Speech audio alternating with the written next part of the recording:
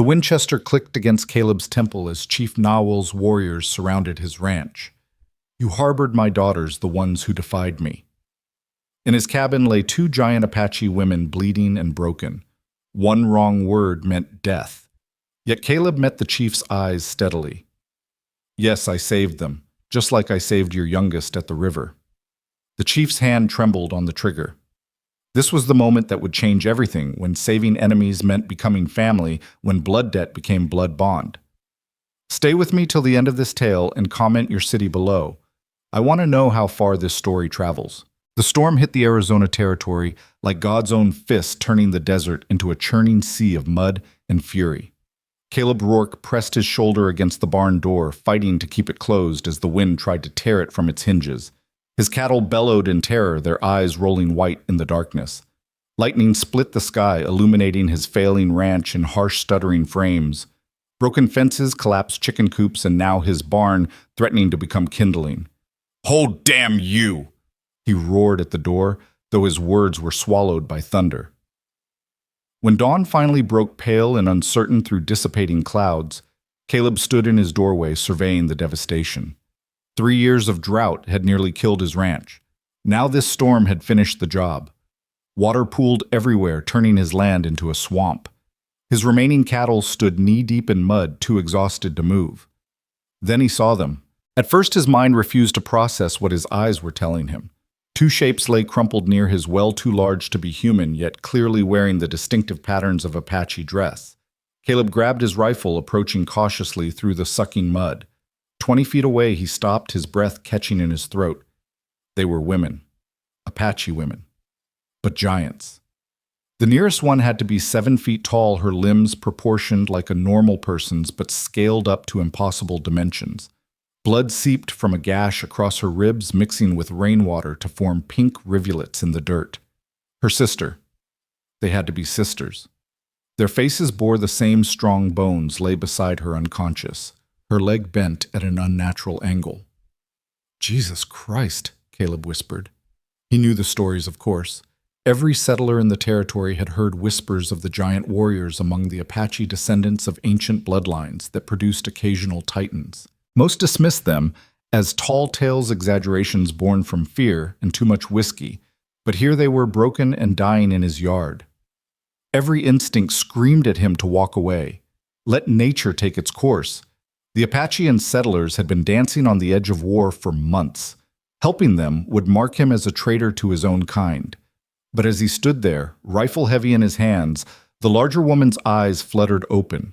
He expected rage, defiance, the fierce hatred that had kept these lands bloody for a generation. Instead, he saw fear. Raw human fear, the same look he'd seen in wounded animals and dying men. She tried to speak, but only blood bubbled from her lips. Her hand moved weakly, not reaching for a weapon, but for her sister's still form. "Ah, hell," Caleb muttered, setting down his rifle. He approached slowly, hands visible. "I'm not going to hurt you," he said, knowing she probably didn't understand English. "But I can't leave you here to die either."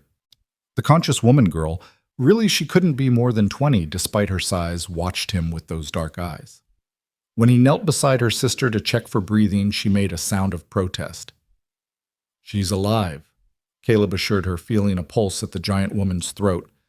"But that leg needs setting and you're bleeding bad."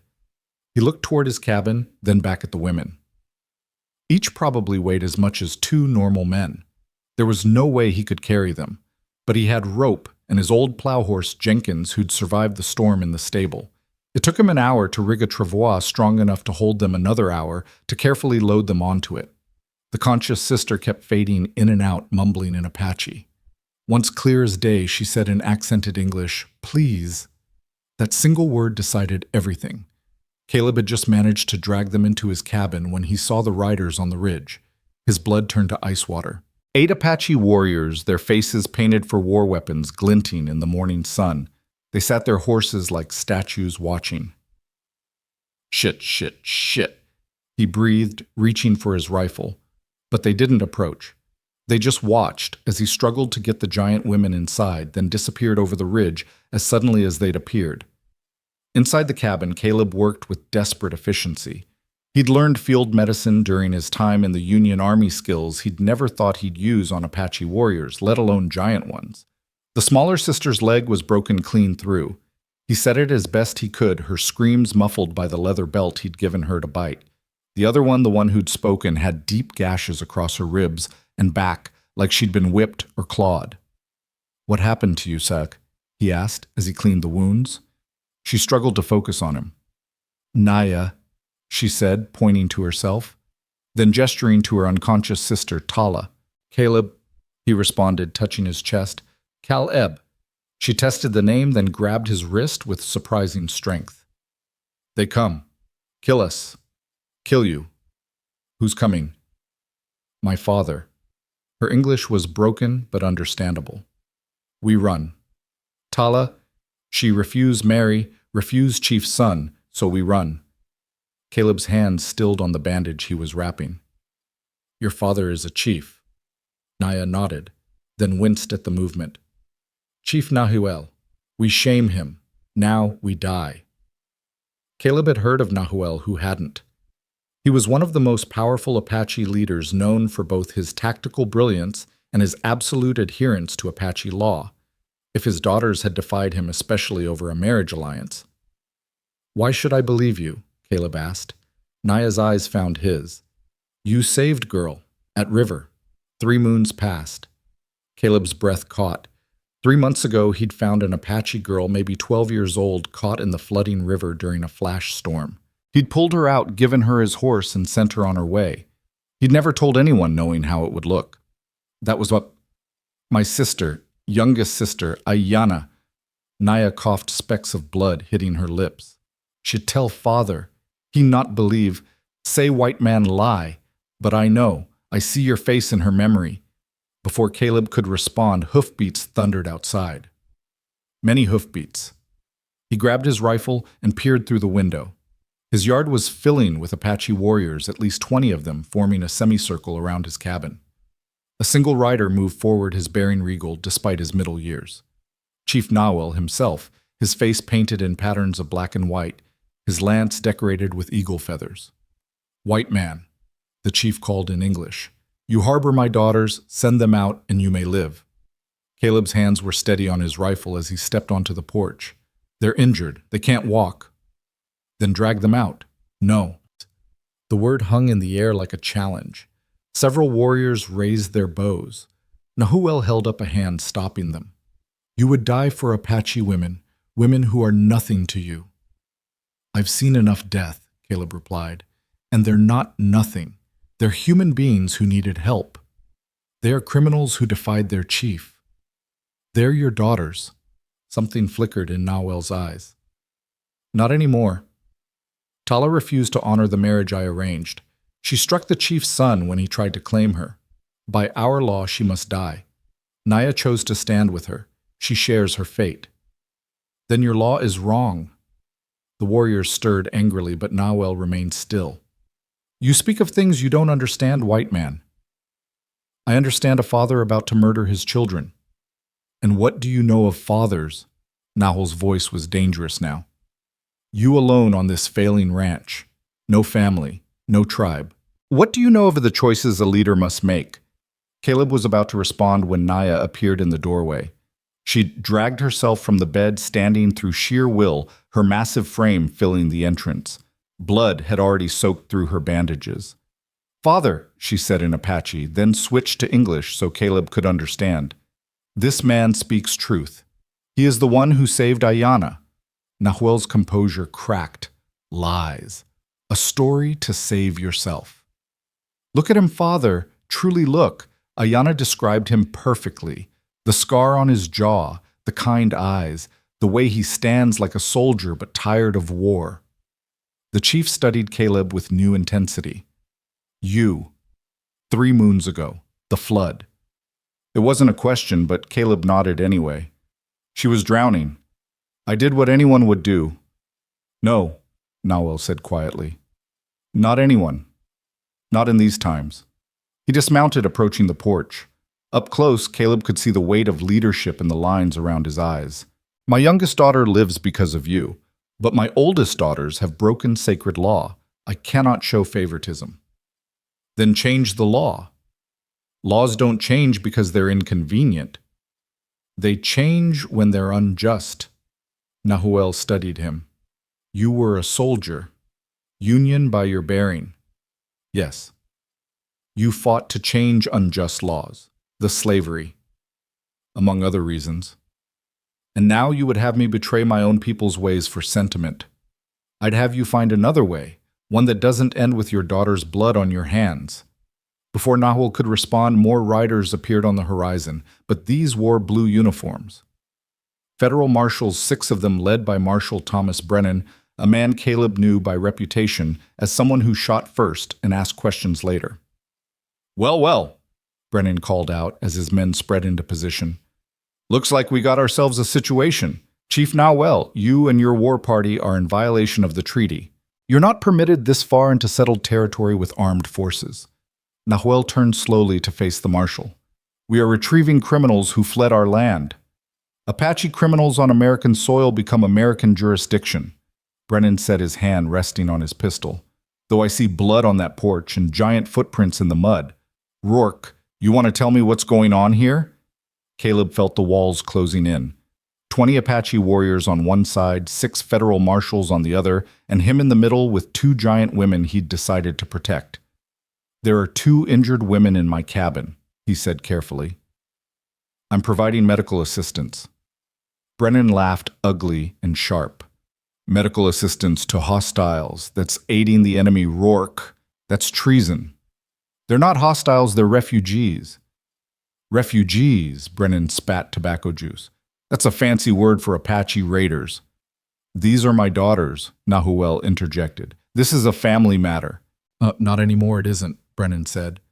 I've got reports of giant Apache warriors terrorizing settlements. Seems like we found them. Men, prepare to... Tala's scream cut through the air.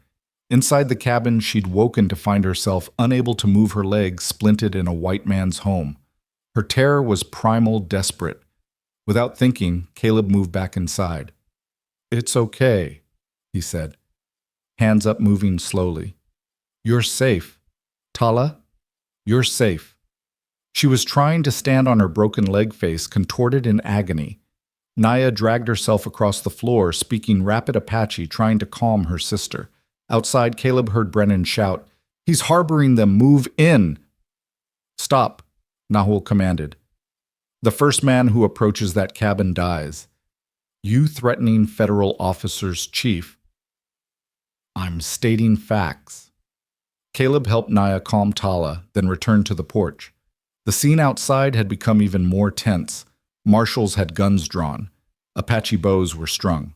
Marshal Brennan, Caleb said, his voice carrying the authority of his former captain's rank. These women are under my protection as guests. They've committed no crimes on American soil. Their existence is a crime, Brennan snarled. Aberrations like that. Careful, Caleb warned. Your prejudice is showing. My prejudice? You're the one harboring human beings. I'm harboring human beings who were injured and needed help. They're Apache. So, we're at war. No, Caleb said firmly. We have a treaty. An uncomfortable peace maybe, but not war. And even in war there are rules about the treatment of wounded non-combatants. Brennan's face was purple with rage. You self-righteous son of a bitch. You think you're better than us. These savages killed Thompson's family not 2 months ago. Did these specific women kill Thompson's family? Caleb asked. Do you have proof that Naya and Tala were involved? They're Apache, that's proof enough. For you, maybe. Not for the law. I am the law out here. No, a new voice said. You're not. Everyone turned as another rider approached. Judge William Harrison, the territorial circuit judge, accompanied by his clerk, and 2 more marshals. He was an older man, gray-bearded, with eyes that had seen too much but still believed in justice. Got your message, Brennan, the judge said, dismounting carefully, though it seems the situation is more complex than you indicated. It's simple, Brennan insisted. Rourke is harboring hostile Apache, giant ones. I see. The judge looked at Nahuel.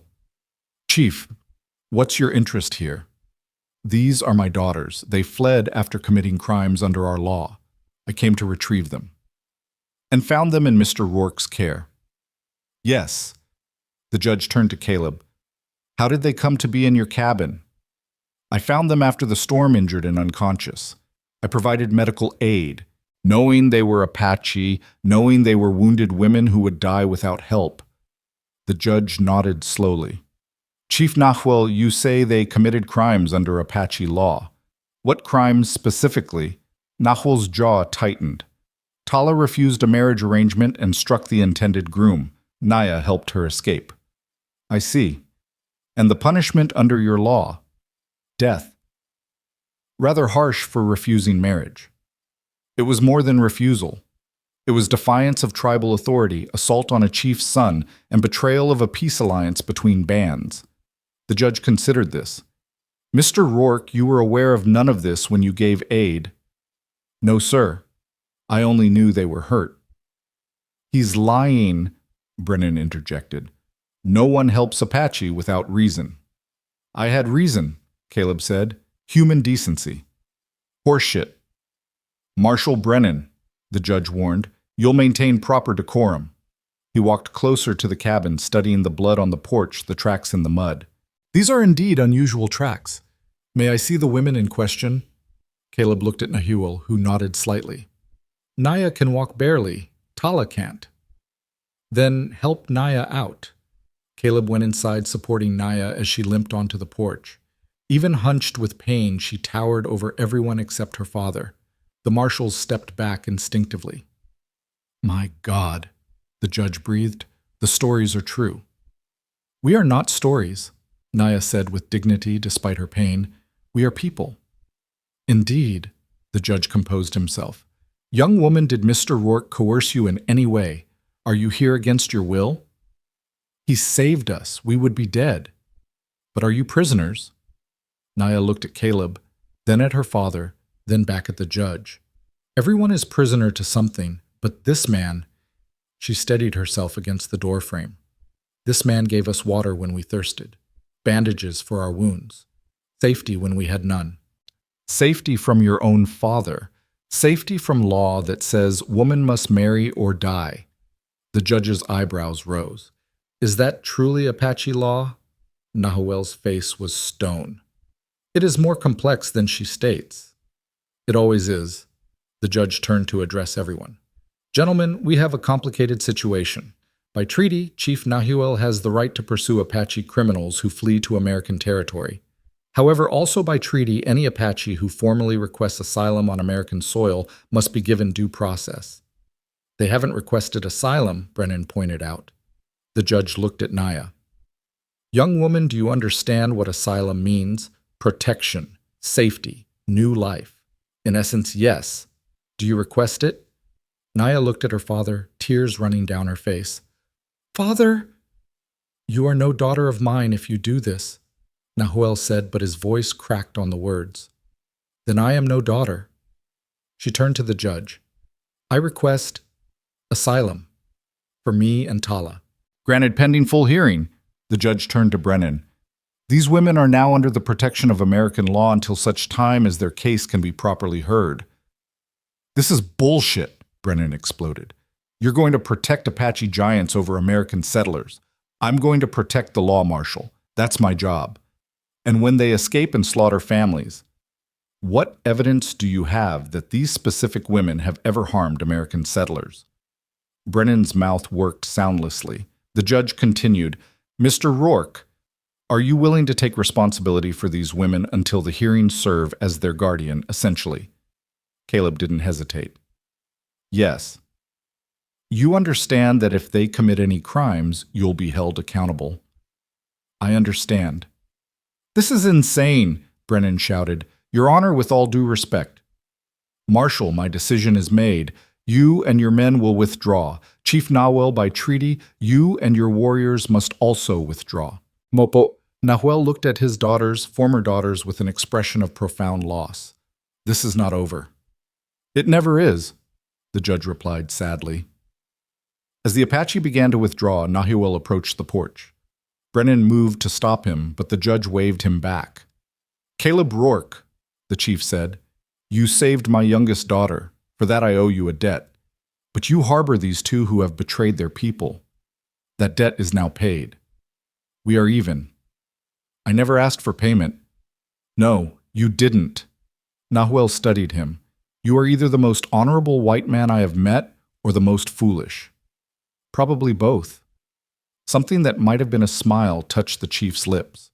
Then he looked at Naya and Tala, and the smile died. You choose the white man's law over your father's love. Father, please, Naya began. No, you have made your choice. He turned and mounted his horse, leading his warriors away without looking back. Brennan and his men left too, but not before the marshal leaned in close to Caleb. You've made a powerful enemy today, Rourke. I'll be watching. One mistake, just one, and I'll see you hang. After they all left, the judge remained. Mr. Rourke, a word. They walked away from the cabin out of earshot of the sisters. You've taken on a tremendous responsibility, the judge said. Those young women are in an impossible position, exiled from their people despised by ours. I know. Do you really? The marshal wasn't entirely wrong. There will be those who see you as a traitor. Your ranch could be burned. You could be lynched. Judge, 3 months ago, I pulled a drowning girl from a river. Today, I pulled her sisters from the mud. Maybe that's coincidence, maybe it's fate, but I can't turn my back on them now. The judge studied him. You were at Antietam. How did you, the way you stand, the look in your eyes? I was at Chancellorsville myself. He sighed. We've seen enough death, haven't we? More than enough. The hearing will be in 2 weeks. Keep them safe until then. And Mr. Rourke, the judge mounted his horse. That youngest daughter you saved, Ayanna. She's Nahuel's favorite. You've inserted yourself into a complex family drama. Be very careful. As the judge rode away, Caleb returned to the cabin. Naya had collapsed just inside the door, her strength finally giving out. He helped her to the bed, checking her bandages, which were soaked through again. Why? She asked weakly. Why you help? Caleb wrung out a cloth in cool water, placing it on her fevered forehead. When I was in the war, I saw too much hate, too much death over differences that seemed so important but were really just fear. Fear of others, fear of change. He rewrapped her bandages carefully. Your sister Ayanna, when I pulled her from the river, she didn't look at me with fear or hate, just gratitude, pure and simple. It reminded me that underneath everything, skin color, language, culture, we're all just people. My father will not forgive, Naya said. He cannot. His pride heals. Death doesn't. Tala moaned from the other bed, speaking in Apache. Naya translated, she asks if we are prisoners now. No, you're guests, for as long as you need. And when we heal, where do we go? Your people will not accept us. Our people have cast us out. Caleb didn't have an answer for that. Outside, the sun climbed higher, baking the mud into hard ridges. His cattle needed tending, his ranch needed fixing, and he had 2 giant Apache women in his cabin who'd just split the world in half. Over the next days, a routine developed. Caleb would rise before dawn, tend his animals, then care for the sisters. Tala's leg was healing, though she'd likely always have a limp. Naya's wounds were more concerning, deeper than he'd first thought possibly infected. On the 4th day, she developed a serious fever. Caleb rode hard to the nearest settlement, risking everything to get medicine from Doc Hartley, who gave it reluctantly, and only after Caleb paid triple the normal price. Harboring those monsters, the doctor muttered. You've lost your mind, Rourke. They're not monsters, they're women. Giant Apache women. Unnatural. So is refusing medicine to the sick. He got the medicine and rode back to find Naya delirious, speaking in a mix of Apache and English about rivers of blood and broken promises. Tala, despite her broken leg, had dragged herself to her sister's bedside. She dies, Tala asked in broken English, the first word she'd spoken to him directly. Not if I can help it. He spent 2 days fighting for Naya's life, spooning medicine and water between her lips, keeping her cool with wet cloths, talking to her constantly to keep her anchored to life. Tala helped as much as she could, singing Apache songs that seemed to calm her sister. On the morning of the 6th day, Naya's fever broke. She opened clear eyes and saw Caleb asleep in the chair beside her bed, exhausted from his vigil. "You stayed?" she whispered. He woke immediately. "Of course I stayed. Why, we are nothing to you." "You're wrong." He gave her water, supporting her head. "You're everything. You're the choice to be better than our worst impulses. You're the chance to prove that different peoples can coexist. You're—" He stopped, embarrassed by his own passion. "We are burden," Naya said softly. "Heavy burden. The best things usually are." That evening, as Caleb was preparing dinner, riders approached again. But this time it was neither Apache nor marshals. 3 women from the nearest settlement led by Mrs. Catherine Walsh, the minister's wife. "Mr. Rourke," she called from a safe distance, "we've come to talk." He stepped onto the porch, rifle in hand but not pointed. "Mrs. Walsh, is it true you're harboring those creatures?" "I'm caring for 2 injured women. Apache women, giant ones. Still women." Mrs. Walsh nudged her horse closer. "Mr. Rourke, I've always thought you were a decent man. Quiet, kept to yourself, but decent. But this? This is madness." "Is compassion madness, Mrs. Walsh?" "For enemies. Yes. And if I told you that one of them is barely 18, that she was forced to run because she wouldn't marry a man she didn't love, would she still be your enemy?" The women exchanged glances. Mrs. Walsh's expression softened slightly. That's not our concern, isn't it?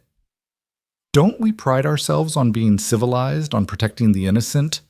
They're not innocent, they're Apache. They're both." Before Mrs. Walsh could respond, Naya appeared in the doorway, having heard the conversation. She'd managed to stand, though she swayed slightly. The settlement women gasped. Even from 30 feet away, Naya's size was imposing. But there was something else, a dignity, a grace, despite her injuries, that gave them pause. "Please," Naya said, her voice carrying clearly.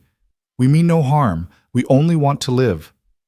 "Dear God," one of the women breathed. "She speaks English." "I speak," Naya confirmed. "I learned from traders, from missionaries. I learned because I hoped that one day our peoples might speak together, instead of killing." Mrs. Walsh studied her. "You're the chief's daughter, the one who refused marriage." "Yes." "Why? Why refuse if it meant death?" Naya's chin lifted.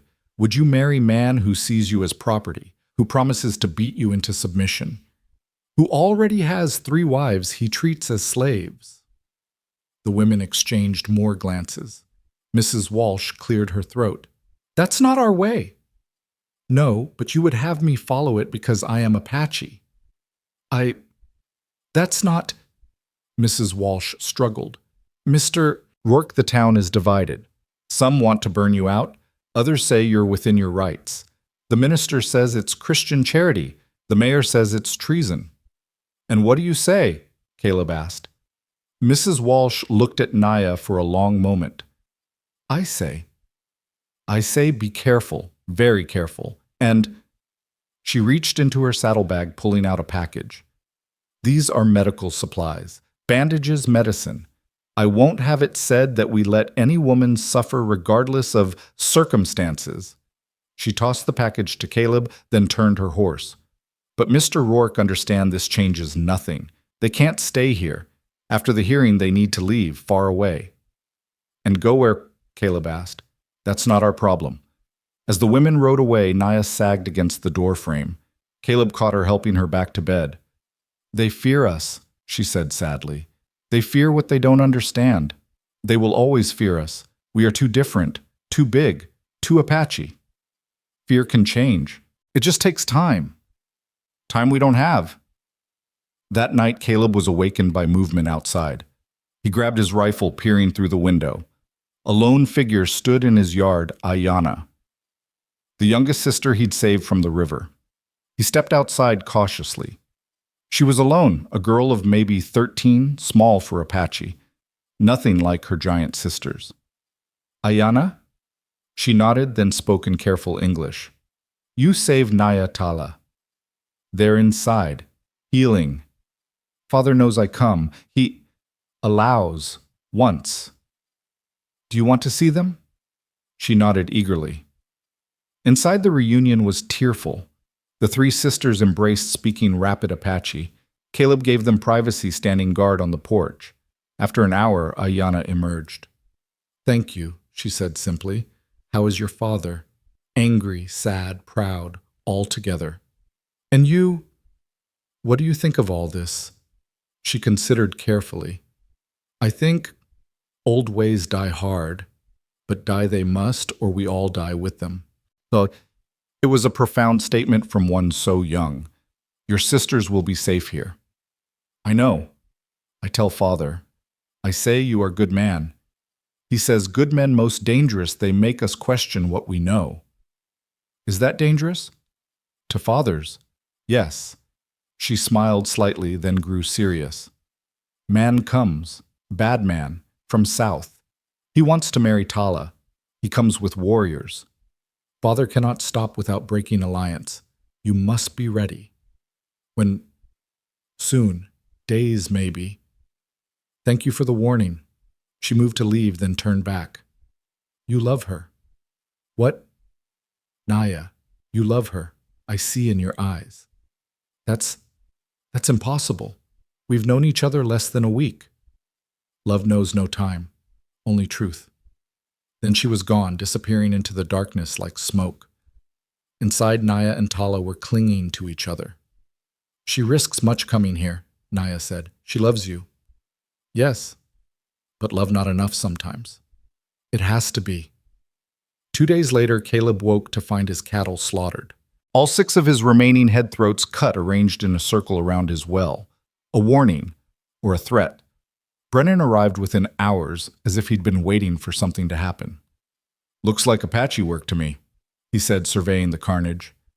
"This isn't their style," Caleb countered. "Apache would take the cattle, not waste them. Maybe your house guests got hungry in the night. Tala can barely walk and Naya can hardly stand. You think they did this?" "I think having them here invites trouble. This is just the beginning, Rourke." After Brennan left, taking one of the carcasses as evidence, Caleb burned the rest. The smoke pillared into the sky, visible for miles. That night, arrows filled with burning pitch landed on his roof. He managed to douse the flames before they spread, but the message was clear: leave or burn. "We bring death to you," Tala said the next morning. Her English was improving daily. "We should go." "Go where?" "Mountains. Hide. With your injuries, you wouldn't last a week. Better than bringing danger to you. I've been in danger before." That afternoon, Judge Harrison returned with disturbing news. "The hearing's been moved up tomorrow. There's been pressure from both side settlers wanting them gone, Apache wanting them returned. They're not ready to travel." "They'll have to be. And Mr. Rourke, there's something else. Chief Nahuel has made a formal request to address the court." "What kind of request?" "He claims ancient right trial by combat. If his chosen warrior defeats you, the sisters return with him." "That's not American law." "No, but it's treaty law. We agreed to respect certain Apache customs in territorial disputes. This qualifies. And if I refuse, then you forfeit your guardianship and they're returned anyway." Caleb felt the trap closing. "So I fight or lose them?" "I'm afraid so. The combat would be immediately after the hearing, regardless of its outcome." "The chief is invoking prior claim. Who's his warrior?" "Someone called Kuruk. Apparently the man Tala was supposed to marry." Inside, when Caleb told the sisters, Tala went pale. "Kuruk is monster, cruel, strong. He will kill you." "I've fought strong men before. Not like him. He is like us. Big. And he enjoys giving pain." "Then I'll have to be smarter." Naya grabbed his hand. "You don't have to do this. We can run. You can barely walk. Besides, running solves nothing. This needs to be faced." That night, as Caleb prepared his weapons and tried to form a strategy, Naya came to him. "Why do you fight for us, Geese?" "Because it's right." "That's not all." He looked at her, this giant woman who'd shown such courage, such dignity in impossible circumstances. "No, that's not all. If you die tomorrow." "I won't." "But if you do," He set down the knife he'd been sharpening. Then I die knowing I stood for something, that I didn't let fear or prejudice win. And us? What happens to us? I won't let them take you. You may not have choice. He stood moving closer to her. Even sitting, she was nearly at his eye level. There's always a choice. Caleb. She reached out her massive hand, gentle on his face. You are good man, best man I know, in another world. This is the only world we have. Yes. The next morning, they loaded the sisters onto a wagon Caleb had reinforced overnight. The ride to town was torture for them both, every bump sending pain through their injuries. But they bore it silently with the stoicism of their people. The courthouse was packed.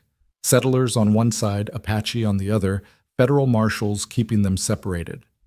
Chief Nahuel sat in the front, his face expressionless.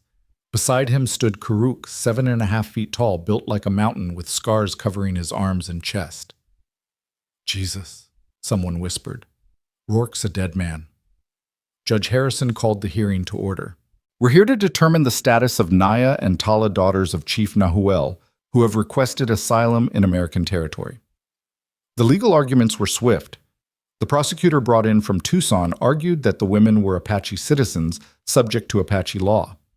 The defense, a young lawyer named Peterson, whom Caleb had hired with his last savings, argued that asylum superseded tribal authority. Then Nahuel stood to speak. These women are not just Apache citizens, he said, his English perfect and formal. They are bound by blood oath to our tribe. Tala was promised in marriage to seal an alliance that keeps peace between 5 bands. Her refusal threatens that peace. This is not about one woman's choice. It is about the survival of hundreds. And yet, Peterson countered, in America we don't force women into marriage. We call that slavery. You dare speak to me of slavery. Nahuel's voice was ice. Your people who kept millions in chains and fought a war to free them, Peterson shot back. We've learned from our mistakes. Have you? Then why do your people kill Apache children? Why do they burn our villages? The judge banged his gavel. We're not here to relitigate all grievances between our peoples. Chief Nahuel, what exactly are you asking? I invoke the right of trial by combat as guaranteed by treaty. If my warrior wins, my daughters return with me. If he loses, I renounce all claim to them. Mr. Rourke, do you accept? Caleb stood. I need to know the rules. Kuruk spoke for the first time, his voice like grinding stone. No rules. We fight until one yields or dies. Hand to hand. Any weapons we can hold. Caleb nodded. Then I accept. The crowd moved outside to the street, forming a large circle. Caleb stripped to his waist, revealing the scars of a dozen battles. Kuruk did the same, his massive frame dwarfing even the biggest men present. You can yield now, Kuruk said in accented English. Save yourself pain. Can't do that. Then you die for nothing. They come with me anyway. We'll see. They began circling each other. Kuruk moved with surprising grace for his size, but Caleb had fought bigger men before. Size meant power, but it also meant slower reactions, bigger target. Kuruk attacked first, a massive swing that would have decapitated Caleb if it connected. But Caleb ducked under it, driving his fist into Kuruk's kidney. The giant grunted, but barely staggered. Mosquito! Kuruk sneered, backhanding Caleb across the circle. Caleb rolled to his feet, spitting blood. His entire side felt like it was on fire. Kuruk came at him again, this time more carefully. They exchanged blows, Caleb using his speed to land multiple hits for every one of Kuruk's, but the giant strikes were devastating when they connected. Why you fight for them? Kuruk asked, grabbing Caleb in a bear hug that threatened to crush his ribs. They nothing to you. Wrong, Caleb gasped, driving his knee repeatedly into Kuruk's groin until the giant released him. The fight continued, brutal and bloody. Caleb's military training kept him alive. He used every dirty trick learned in a dozen battlefield brawls. But Kuruk was relentless, his stamina seemingly endless. Finally, Kuruk caught Caleb with a massive uppercut that sent him flying. Caleb landed hard, his vision swimming. Kuruk stood over him, raising his foot to crush Caleb's skull. No! Naya screamed from the wagon. The distraction was momentary, but it was enough. Caleb rolled aside, grabbed a handful of dirt, and threw it in Kuruk's eyes. As the giant bellowed and clawed at his face, Caleb swept his legs, bringing the monster down. They grappled on the ground, and Caleb managed to get his arm around Kuruk's throat. "Yield," he hissed. Kuruk struggled his massive strength, almost breaking the hold several times. But Caleb held on with desperate determination, thinking of Naya and Tala, of the choice between justice and tradition. Finally, as Kuruk's face turned purple, he tapped the ground. "Yield," he croaked. Caleb released him immediately, staggering to his feet. The crowd was silent, shocked. David had beaten Goliath. Chief Nahuel stood slowly. "You have won. By combat you have earned the right to guardianship." He looked at his daughters. "You are dead to me now." "Father, please," Naya began. "No. You chose this path." But as he turned to leave, he paused beside Caleb. "You fight with honor and desperation. The two together are formidable. Chief, care for them. They are stubborn, difficult, but they were good daughters." His voice cracked slightly on the last words. Then he was gone, his warriors following. Judge Harrison officially granted asylum, and the crowd began to disperse. Mrs. Walsh approached with several other women. "Mr. Rourke," she said, "what you did, it was brave. It was necessary. Maybe, but still brave." She handed him an envelope. "This is from the town council, a collection, to help rebuild your ranch. It's not much, but thank you." As they loaded back onto the wagon, Brennan made one last appearance. "This isn't over, Rourke. You've got legal protection now, but that won't last forever. It'll last long enough." "For what?" "For minds to change. For people to see them as I do, as human beings deserving of dignity and choice." Brennan spat. "You're a dreamer. Better than a nightmare." The ride back to the ranch was quiet. Both sisters were processing everything that had happened: their father's final rejection, Caleb's victory, their uncertain future. That evening, as Caleb tended his own wounds from the fight, Naya came to him. "You could have died," she said softly. "But I didn't. For us. For strangers. You're not strangers anymore." She was quiet for a moment. "Kuruk would have killed you if you hadn't won." "I know. And you still fought." "Yes. Why?" He looked up at her, this remarkable woman who'd sacrificed everything for her sister's freedom, who'd chosen exile over submission. "Because you would have done the same for me." "How you know that?" "Because I've seen who you are. Your courage, your loyalty, your strength, and I don't mean physical." "Caleb, I know it's impossible. I know there are 1,000 reasons why. But Aiyana was right. I do love you, Naya." Her eyes filled with tears. "You cannot. I am Apache, giant, outcast. I bring you only trouble. You bring me purpose. You bring me hope that this territory doesn't have to be forever divided by hate. And when your people turn on you, when they burn your ranch, then we rebuild, together." "Together," she repeated, testing the word. "You would bind yourself to us, to outcasts." "I already have." She leaned down, pressing her forehead to his, a gesture of deep intimacy among her people. "Then I tell you truth. I love you too, Caleb Rourke. I think I loved you from the moment you chose to save us instead of walk away." That was just basic decency. No, decency would be telling authorities. You chose more. You chose to stand between us and world that wants us dead. Tala appeared in the doorway, leaning on a makeshift crutch. "Sister speaks truth.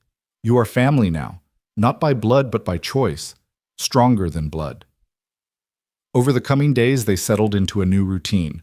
The sisters helped as much as their injuries allowed. Naya's strength, even diminished, was invaluable for rebuilding. Tala proved to have a sharp mind for numbers and began helping Caleb manage what little money they had. But challenges remained. Supplies from town cost triple what they should, the trader tax shopkeepers called it. Some nights, riders would pass by shouting threats. Once they woke to find a burned cross in the yard. "We cannot stay at," Tala said after that incident. "We poison your life." "My life was already poisoned," Caleb replied. by loneliness, by purposelessness.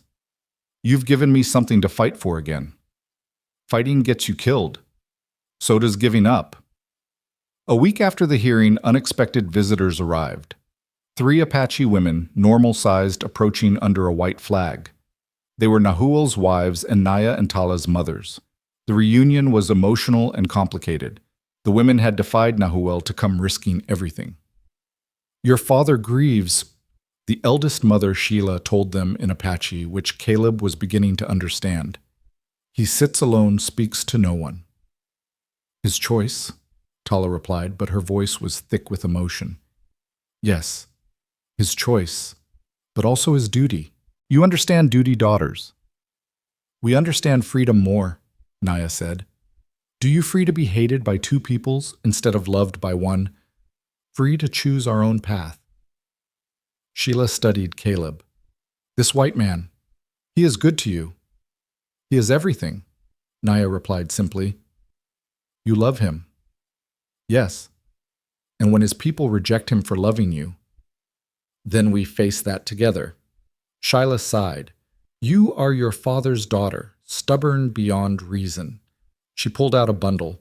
"These are your things, clothes, jewelry, and—" she held out a smaller bundle to Caleb. "This is from Ayana." Inside was a beautifully beaded band, the kind Apache women made for their husbands. The message was clear. The youngest sister supported the match. "Tell father," Naya began. "No, I tell him nothing.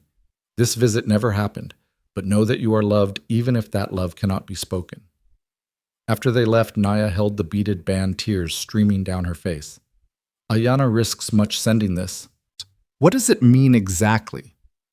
"It means she considers you family, true family. If father knew, but he won't." That night, as they prepared for bed, the sisters in the cabin's main room, Caleb in the lean-to he'd built, Naya called to him. "The band Ayana sent. Will you wear it?" "What would that mean?" "Among my people, it would mean we are married." Caleb's heart stopped. "And is that what you want?" "It's impossible. Your law wouldn't recognize it. My people would see it as sacrilege." "That's not what I asked." She was quiet for a long moment. "Yes, it's what I want. But wanting and having are different things." Caleb took the band and tied it around his wrist. "Not always." The next morning brought a new crisis. Karuk had returned, but not as an enemy. He stood at the edge of Caleb's property, alone and unarmed. "I would speak," he called out. Caleb approached cautiously. Up close, he could see Karuk's face was still bruised from their fight. "You beat me," Karuk said simply. "No man has done that before. You're a formidable fighter, but you fight for something more than victory. You fight for them." "Yes. I fought for pride, for possession. That's why I lost." "Perhaps." Karuk looked toward the cabin where Tala watched from the window. "She would never have loved me." "No. But I would have had her anyway. That makes me monster, doesn't it? It makes you a man raised in certain traditions. Traditions that are dying." Karuk met his eyes. "Chief Nahuel sends no message, but I tell you others come. Not Apache, white men. They plan to burn you out. 3 nights from now." "Why tell me?" "Because you fought with honor. Because you could have killed me but didn't. Because—" he struggled with the words. "Because maybe you're right. Maybe there's another way." He turned to leave, then paused. "I was wrong. They're not nothing. They're everything. Guard them well." Caleb spent the next 2 days preparing. He sent word to Judge Harrison, to Mrs. Walsh, to anyone who might help. But he knew that when the attack came, they'd likely be alone. On the 3rd night they came. Not 3 or 4, but a dozen riders' faces covered, torches blazing. Caleb had moved the sisters to a defensive position in the root cellar and stood alone on his porch, rifle ready. "Rourke," the lead rider called, "send out those Apache bitches and we might let you live." "Can't do that." "Then you burn with them." They charged, but Caleb was ready. He'd learned more than just fighting in the war. He'd learned tactics. Trenches he'd dug around the property sent 2 horses tumbling. Rope traps took down 2 more riders. His rifle took another from his saddle. But there were too many. They reached the cabin, torches flying. Smoke began to fill the air. Then from the darkness came a sound that froze everyone's blood, an Apache war cry. Kuruk emerged from the shadows, not alone but with 5 Apache warriors. Not Nahuel's men, but his own friend's men, who'd chosen to follow him. "This man is under our protection," Kuruk announced. "Since when do Apache protect white men, Praz?" the lead rider snarled. "Since this white man proved more honorable than those who claim civilization." The battle was swift and decisive. Caught between Caleb's rifle and Apache warriors, the attackers fled, leaving their wounded behind. As dawn broke, Kuruk and his men prepared to leave. "This doesn't make us friends," Kuruk told Caleb. "I know, but it makes us not enemies. That's enough. For now." After they left, Caleb helped the sisters from the cellar. The cabin had damage but was still standing. They'd survived another test. "Why did he help?" Tala asked. "Maybe because he's beginning to see you as people, not property. Or maybe because you showed him mercy when you could have shown none," Naya suggested. Word of the attack and Kuruk's intervention spread quickly. It created a strange new dynamic. Caleb wasn't just harboring Apache refugees. He was somehow building bridges between worlds. Judge Harrison visited the next week. "You've created quite a situation, Mr. Rourke. I've just been trying to survive." "No, you've been doing more than that. The territorial governor has heard about you. He's interested in the possibility of using your unique position to help with peace negotiations." "I'm no diplomat." "Perhaps not, but you've earned respect from both sides. That's rare." "What are you asking?" "Nothing yet, just keep doing what you're doing. Show that coexistence is possible." As the judge left, Caleb found Naya and Tala working in the garden they'd started. Despite their size, they moved with careful precision among the delicate plants. "Judge says we're symbols now," he told them. "Symbols of what?" Tala asked. "Hope, maybe, that things can change." "Or symbols of everything people fear," Naya countered. "Different, unusual, threatening. Both can be true." That evening, as they shared dinner, a simple stew made from donated vegetables and the last of their preserved meat, a rider approached. But it wasn't a threat. It was Ayana alone again. "Father is dying," she said without preamble. The sisters froze. "What?" Naya gasped. "Poison. From rival band. They say he betrayed tradition by letting you live. He has maybe days." "We have to—" Tala began. "No, you cannot come.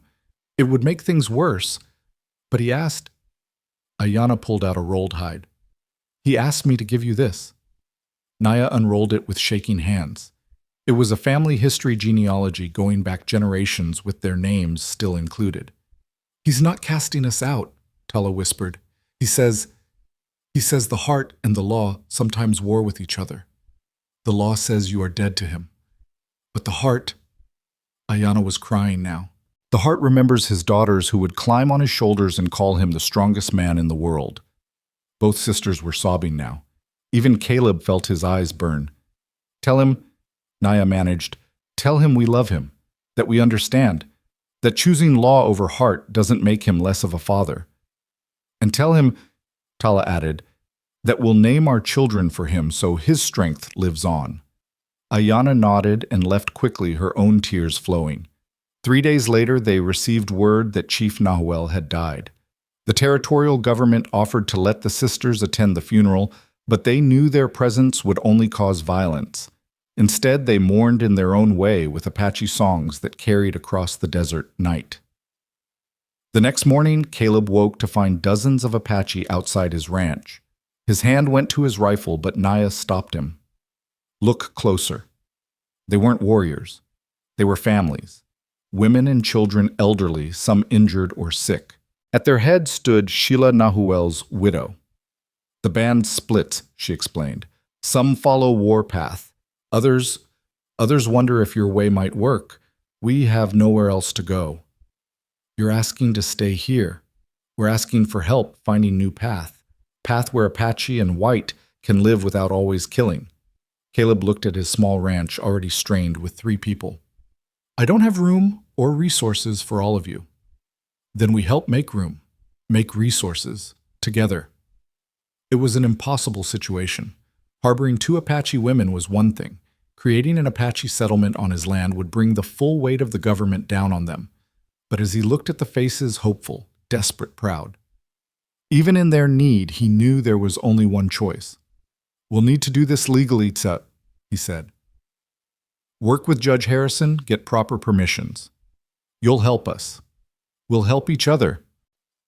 And so began something unprecedented in the territory, a mixed community of Apache and white, centered around a failing ranch and held together by little more than hope and determination. It would face countless challenges, victories and defeats, love and loss.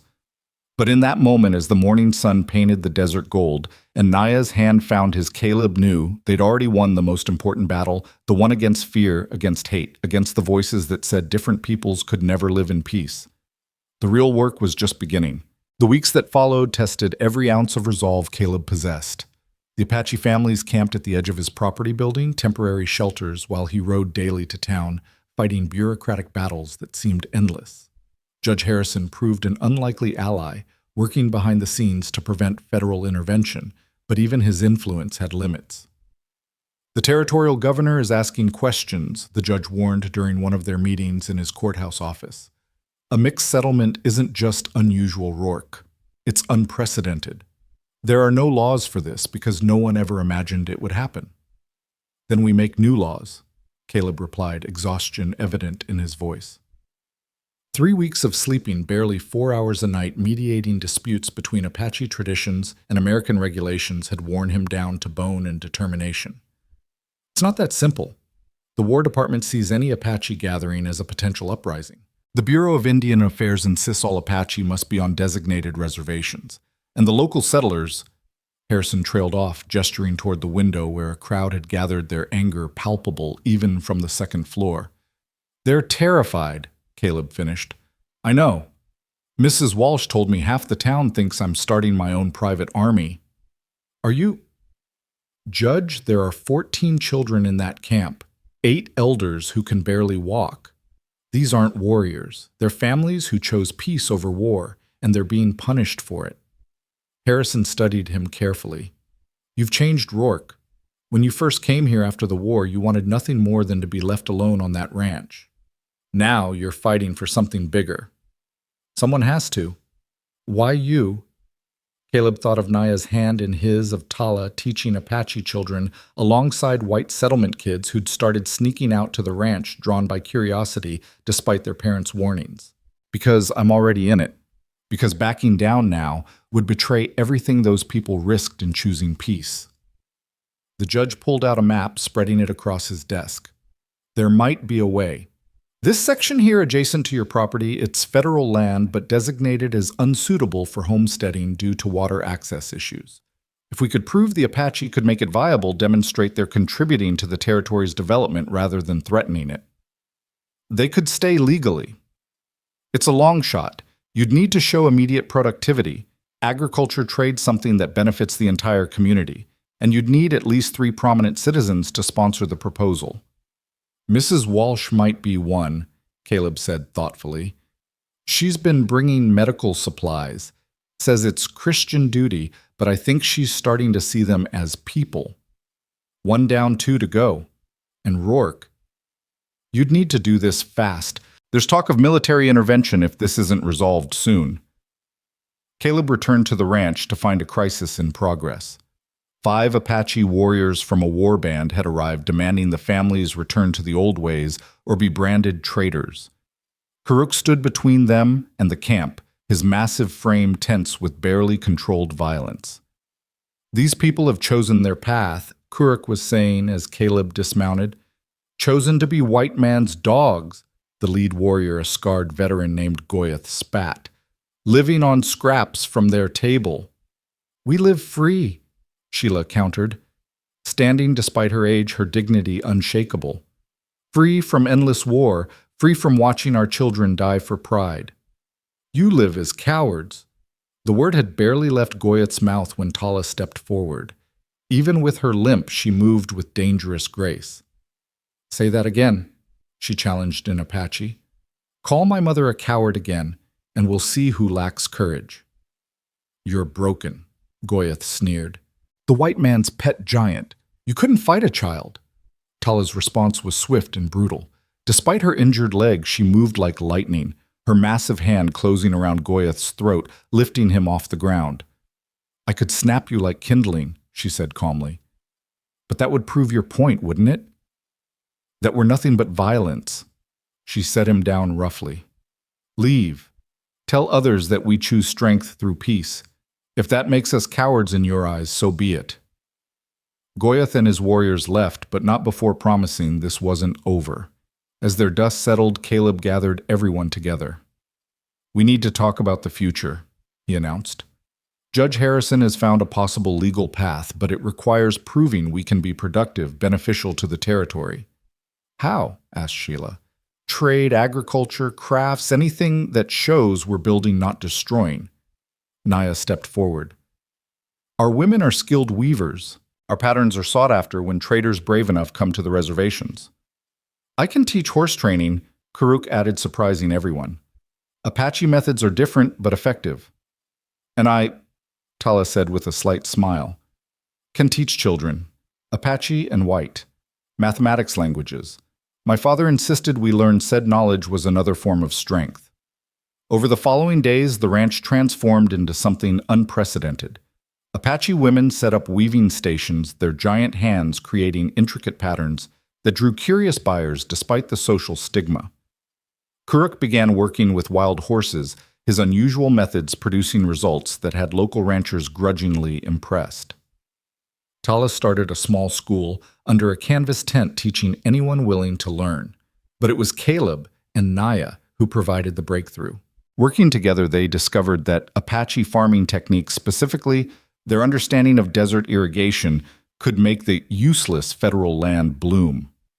Within 2 weeks, they had green shoots emerging from soil everyone had written off as dead. Mrs. Walsh visited on a particularly hot afternoon, bringing her minister husband for the first time. Reverend Walsh was a thin, nervous man who clutched his Bible like a shield. This is irregular, he said, watching Apache children play alongside a few brave settlement kids whose parents didn't know they were here. So was Christ dining with tax collectors and sinners? His wife replied sharply. James, look with your heart, not your fear. They toured the emerging community, saw the weaving, the horse training, the school, where Tala was teaching both Apache and English to a mixed group of children. When they reached the irrigated fields, the Reverend stopped in amazement. Nothing's grown here in 20 years, he breathed. Howset? Apache knowledge and American tools, Caleb explained. Together they achieve what neither could alone. That evening, as the Walshes prepared to leave, the Reverend pulled Caleb aside. I'll be your second sponsor, he said quietly. What you're doing here, it's God's work whether you know it or not. Finding the third sponsor proved more challenging until an unexpected source emerged. Thomas Brennan's wife, Margaret, arrived one morning with her 6-year-old son, Timothy, who had a severe fever. Doc Hartley's drunk again, she said desperately. Please, I heard the Apache have healers. Shyla and an elderly Apache woman named DeSoto worked through the night using traditional medicines and methods. By morning, Timothy's fever had broken. Margaret wept with relief, clutching her son. Tom will kill me for coming here, she said. Then don't tell him, Caleb suggested. No, she said firmly. I'm done with his hate. These people saved my son when our own doctor couldn't. I'll be your third sponsor. Mr. Rourke and Tom can go to hell if he doesn't like it. The hearing for the land grant was set for the following week. Word spread quickly, and tension in the territory reached a breaking point. The night before the hearing, Caleb couldn't sleep. He found Naya sitting outside watching the stars. Tomorrow changes everything, she said as he sat beside her. Whatever happens, we've already changed things. Look around. Apache and white working together. A month ago, everyone said it was impossible. But if we lose tomorrow, it all ends. They'll force my people onto reservations. We'll be separated. Then we won't lose. She turned to him, her dark eyes reflecting moonlight. You can't promise that. No, but I can promise I'll fight with everything I have. Caleb, she said softly, if something happens to me, nothing will happen to you. Listen, please. If something happens, promise me you'll take care of Tala. She's stronger than she seems, but she needs purpose, and the children, especially the mixed ones, who'll belong nowhere." He silenced her with a kiss, their first real kiss, gentle despite the size difference. When they pulled apart, she was crying. "I love you," she whispered. "Whatever tomorrow brings, know that you gave me something I never thought I'd have choice. The freedom to love who I choose. Naya. And I choose you, Caleb Rourke, in this life and whatever comes after." They held each other through the night, two people from different worlds finding solace in their shared humanity. As dawn broke, painting the desert in shades of gold and red, they rose to face their fate. The courthouse was packed beyond capacity. Federal officials had arrived from Tucson. Newspaper reporters from as far as San Francisco crowded the aisles. The entire Apache camp had come standing peacefully outside when they couldn't fit inside. Opposition was there in force too, settlers convinced this was the beginning of the end of their way of life. Judge Harrison called for order repeatedly before the crowd settled. "We're here to consider a proposal for establishing a mixed community on federal lands adjacent to the Rourke Ranch. The sponsors are Mr. Caleb Rourke, Reverend James Walsh, Mrs. Catherine Walsh, and Mrs. Margaret Brennan." The mention of Margaret's name sent shockwaves through the crowd. Thomas Brennan's face turned purple with rage, but his wife stood firm, chin raised defiantly. The territorial prosecutor, a man named Hutchins, spoke first. "Your Honor, this proposal is not just irregular, it's dangerous. We're talking about giving federal land to Apache who've refused reservation placement. It sets a precedent that could unravel the entire reservation system." "Well, the reservation system is already unraveling," Caleb countered, standing to speak. "It's based on the idea that Apache and white cannot coexist. We're proving that wrong every day." "For how long?" Hutchins challenged. "What happens when drought comes, when resources become scarce? These peaceful Apache will become raiders again, and the blood will be on your hands, Rourke." "With respect," Reverend Walsh interjected, standing nervously, but with determination. "Isn't that true of any community? When the war came, neighbor fought neighbor. It wasn't about race, but about resources and beliefs. These people have proven they want peace." "Have they?" Hutchins pulled out a paper. "I have here a report that just yesterday Apache warriors threatened this very camp. How long before those threats become action?" "Those warriors were from a different band," Caleb argued. "They were threatening the camp precisely because these Apache chose peace. You're blaming the victims for being threatened." The arguments continued for hours. Witnesses were called. Mrs. Walsh testified about the medical knowledge the Apache had shared. Several ranchers admitted reluctantly that Kuruk's horse training methods were remarkably effective. Even Doc Hartley, sober for once, testified that Apache medicine had saved Timothy Brennan when he couldn't. Then Hutchins played his trump card. "I call Colonel Marcus Reed to testify." The colonel, in full military dress, took the stand. "Gentlemen, I've fought the Apache for 15 years. They're cunning, ruthless, and absolutely committed to driving us from these lands. This peaceful settlement is a Trojan horse. Give them land legitimacy, and they'll use it as a base for raids." "Have you visited the settlement, Colonel?" Judge Harrison asked. "I don't need to visit to know Apache nature. So your testimony is based on assumption, not observation. It's based on 15 years of war, Your Honor." "War that some of these very people are trying to end," Caleb interjected. "War doesn't end Rourke, it just pauses to reload. It was Tala who changed everything. She stood her massive frame commanding attention. May I speak, Your Honor?" Harrison hesitated, then nodded. She walked forward, each step deliberate despite her limp. "Colonel Reed, you say you know Apache nature. Do you know my name? You're one of Nahuel's giant daughters." "My name? Do you know my actual name?" The colonel was silent. "It's Tala. It means stalking wolf in our language. I was named this because even as a baby I was quiet, watchful. I learned your language not to spy, but to understand. I learned your numbers not to count your weaknesses, but to teach children Apache and white. You've fought Apache for 15 years, but you've never known us. You've known only war." "Pretty words don't change." "I could kill you," Tala said calmly. "Right now." Even with this injured leg, I could reach you before anyone could stop me. My size, my strength, I could snap your neck like my sister did with that rabbit for last night's stew. The room tensed, hands moving to weapons. But I won't, Tala continued, because I choose not to. Every day I choose peace. Every day my people in that camp choose peace. Not because we're weak or broken, but because we see a future where Apache children and white children learn together, where our knowledge combines with yours to make this desert bloom. You see us as threats because that's all you've ever looked for. We're asking you to look for something else. The silence that followed was profound. Finally, Judge Harrison spoke. We'll recess for my decision. The wait was agony. Caleb paced outside Naya's hand in his while their two communities mingled uneasily. Then Harrison emerged. After considerable deliberation, he announced from the courthouse steps, I'm approving the proposal on a provisional basis. 6 months. If in that time the settlement proves viable and peaceful, it becomes permanent.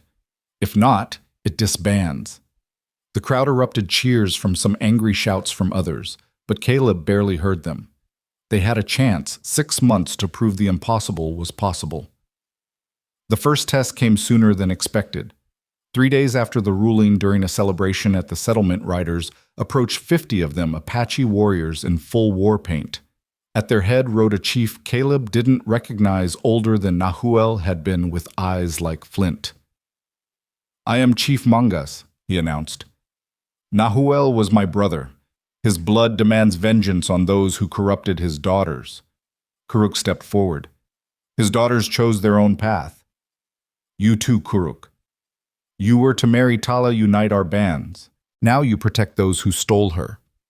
No one stole me, Tala said, emerging from the crowd. I was not property to be stolen. Monga studied her with contempt. You stand with whites against your own people. I stand for a future where my people includes everyone who chooses peace. Then you will die with them. Wait, a young voice called out. Ayana pushed through the crowd, now 14, her small stature emphasized by the giants around her. Uncle, please. Father wouldn't want this. Your father is dead because he was weak. He let sentiment cloud judgment. Father was the strongest man I knew, Ayana said firmly. Strong enough to change, to see that the old ways were killing us faster than any white bullets. Child, you understand nothing. I understand that you have 50 warriors. They have women, children, elders. If you attack, you'll win. But what victory is there in slaughtering families? How does that honor my father's memory? Mongus was about to respond when drums sounded from the east. Another Apache force approached, but these warriors looked different, younger, less scarred. Leading them was someone Caleb recognized with shock, Goyath, the warrior who'd confronted them weeks earlier. Chief Mongus, Goyath called out, I claim the right to speak. You have no standing here, Goyath. I have the standing of one who's watched both paths. Goyath dismounted, walking between the two groups. I came here to shame these people back to our ways. Instead, I watched. I saw Apache teaching whites our irrigation methods. I saw white medicine saving Apache children. I saw enemies becoming... He struggled for the word, not friends, but not enemies. You too have been corrupted. No, I've been shown another way to be strong. Goyath turned to address both groups. We can die fighting for land that's already lost, or we can live building something new. Not Apache, not white. Something else. Abomination, Monga spat. Evolution, what? Goyath countered. The world changes, Chief. We can change with it or be crushed by it. The standoff stretched taut as a bowstring. Then from the settlement's school tent came an unexpected sound, children singing.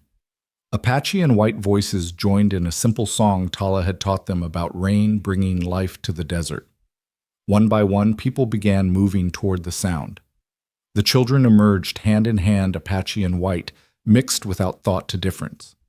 Timothy Brennan walked between two Apache boys, all three grinning despite the danger. Even some of Mongus's warriors seemed affected. These weren't abstract enemies, but children who looked like their own sons and daughters. This is what we're building, Caleb said, his voice carrying. not a betrayal of anyone's culture, but a bridge between them.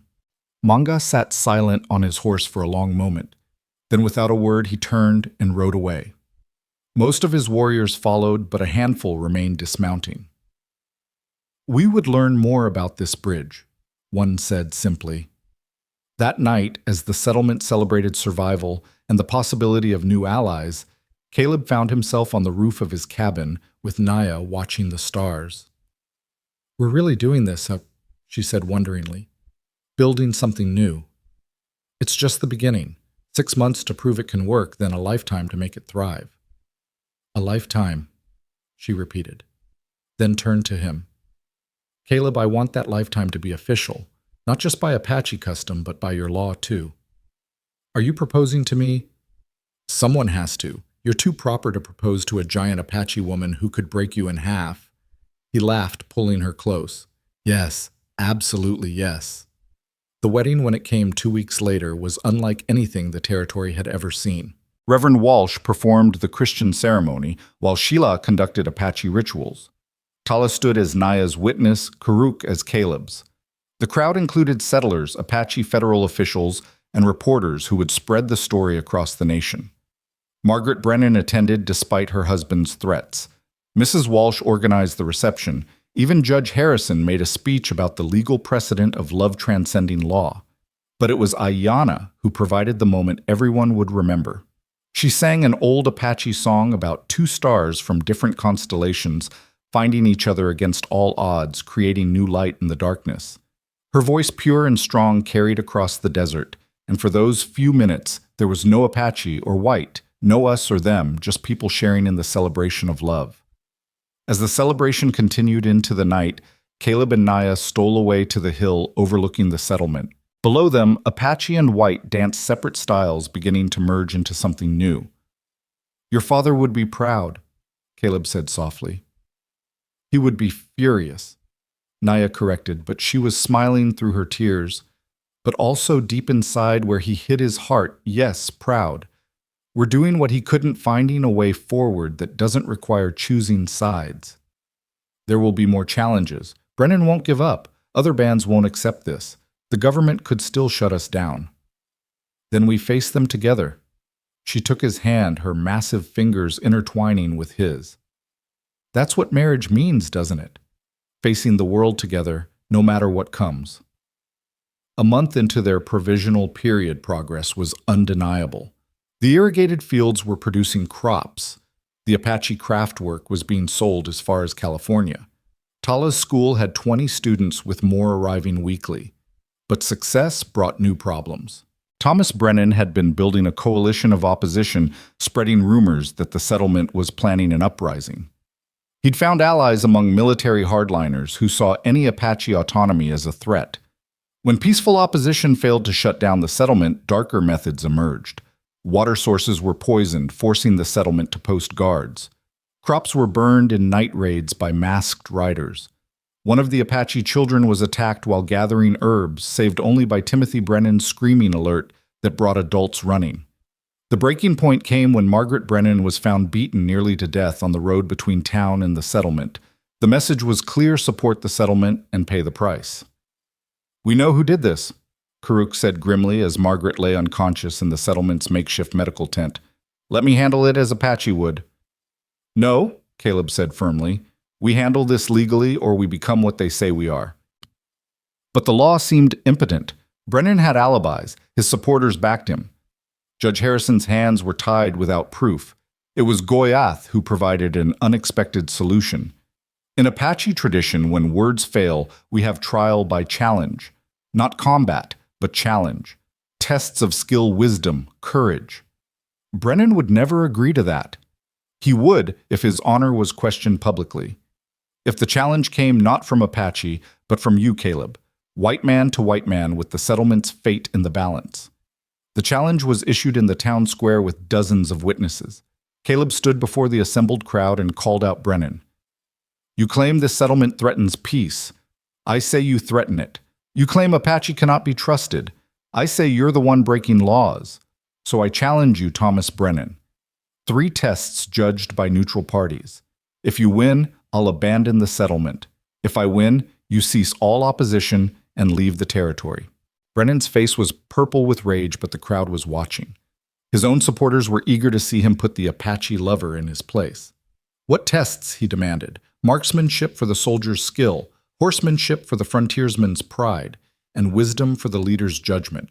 3 judges chosen by lottery from the town's citizens." Brennan couldn't refuse without losing face. When 3 days hence, noon. The entire territory held its breath for those 3 days. The settlement worked desperately to prepare, knowing that everything hung on this challenge. Naya helped Caleb train her strength, pushing him beyond his limits. Kuruk shared Apache riding techniques. Tala drilled him on logic and strategy. The day arrived with the whole town gathered. The judges were selected: Doc Hartley, now sober and taking his responsibility seriously, the territorial banker Samuel Morrison, and surprisingly Colonel Reed, who declared he would judge fairly despite his reservations. The marksmanship test came first. Both men were excellent shots, hitting targets at increasing distances. But for the final target, a playing card at 100 yards, Caleb used a technique learned in the war, controlling his breathing, as Naya had taught him to deepen it. His shot split the card. Brennan's missed by an inch. The horsemanship test involved racing through obstacles, roping and controlling an unbroken horse. Brennan was good, his years of frontier life showing. But Caleb had learned from Kuruk, understanding the horse's spirit rather than breaking it. When the wild stallion that neither could mount finally accepted Caleb's patient approach, the crowd gasped. The wisdom test was simplest and hardest, a single question posed by the judges for each man to answer before the crowd. "How do you ensure peace between Apache and white?" Colonel Reed asked. Brennan went first. "Strength, clear boundaries, strict enforcement. They stay on their land, we stay on ours. Any violation is met with force. Peace through separation and the threat of violence." Caleb stood silent for a moment, then spoke. "Peace isn't ensured. It's built. Day by day, choice by choice. Not through separation, but through connection. When Apache children and white children learn together, they're less likely to kill each other as adults. When Apache knowledge helps white farmers and white medicine saves Apache lives, we become interdependent. Peace through understanding that they and we are false divisions. There's only us, and us includes everyone willing to build rather than destroy." The crowd was silent. Then Timothy Brennan Thomas's own son began clapping. Others joined. Soon even some of Brennan's supporters were applauding. The judges conferred briefly. Colonel Reed announced the decision. By unanimous vote, Caleb Rourke wins the challenge. Brennan stood frozen, his world collapsing. Then in a move no one expected, Margaret rose from where she'd been watching, still bandaged but determined. "I have something to say," she announced. "Thomas didn't beat me.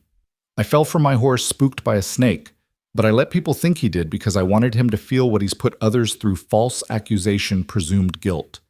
She turned to her husband. "I'm leaving you, Thomas, taking Timothy. We're going to live at the settlement where people judge by character, not color. You can't—" "I can and I will. You lost more than a challenge today. You lost your family to your hate." As Brennan left broken and alone, the crowd dispersed, many heading to the settlement to see for themselves what had been built. What they found amazed them: a functioning community where Apache and white worked side by side, where children played without consciousness of difference, where the desert bloomed with shared knowledge. That evening, Judge Harrison arrived with news. "The territorial governor has been watching. He's impressed. He's recommending to Washington that your settlement be given permanent status, not just as a community, but as a model for others." "There will be others?" Naya asked. "If this works, yes. Places where integration replaces segregation, where peace is built on cooperation rather than separation."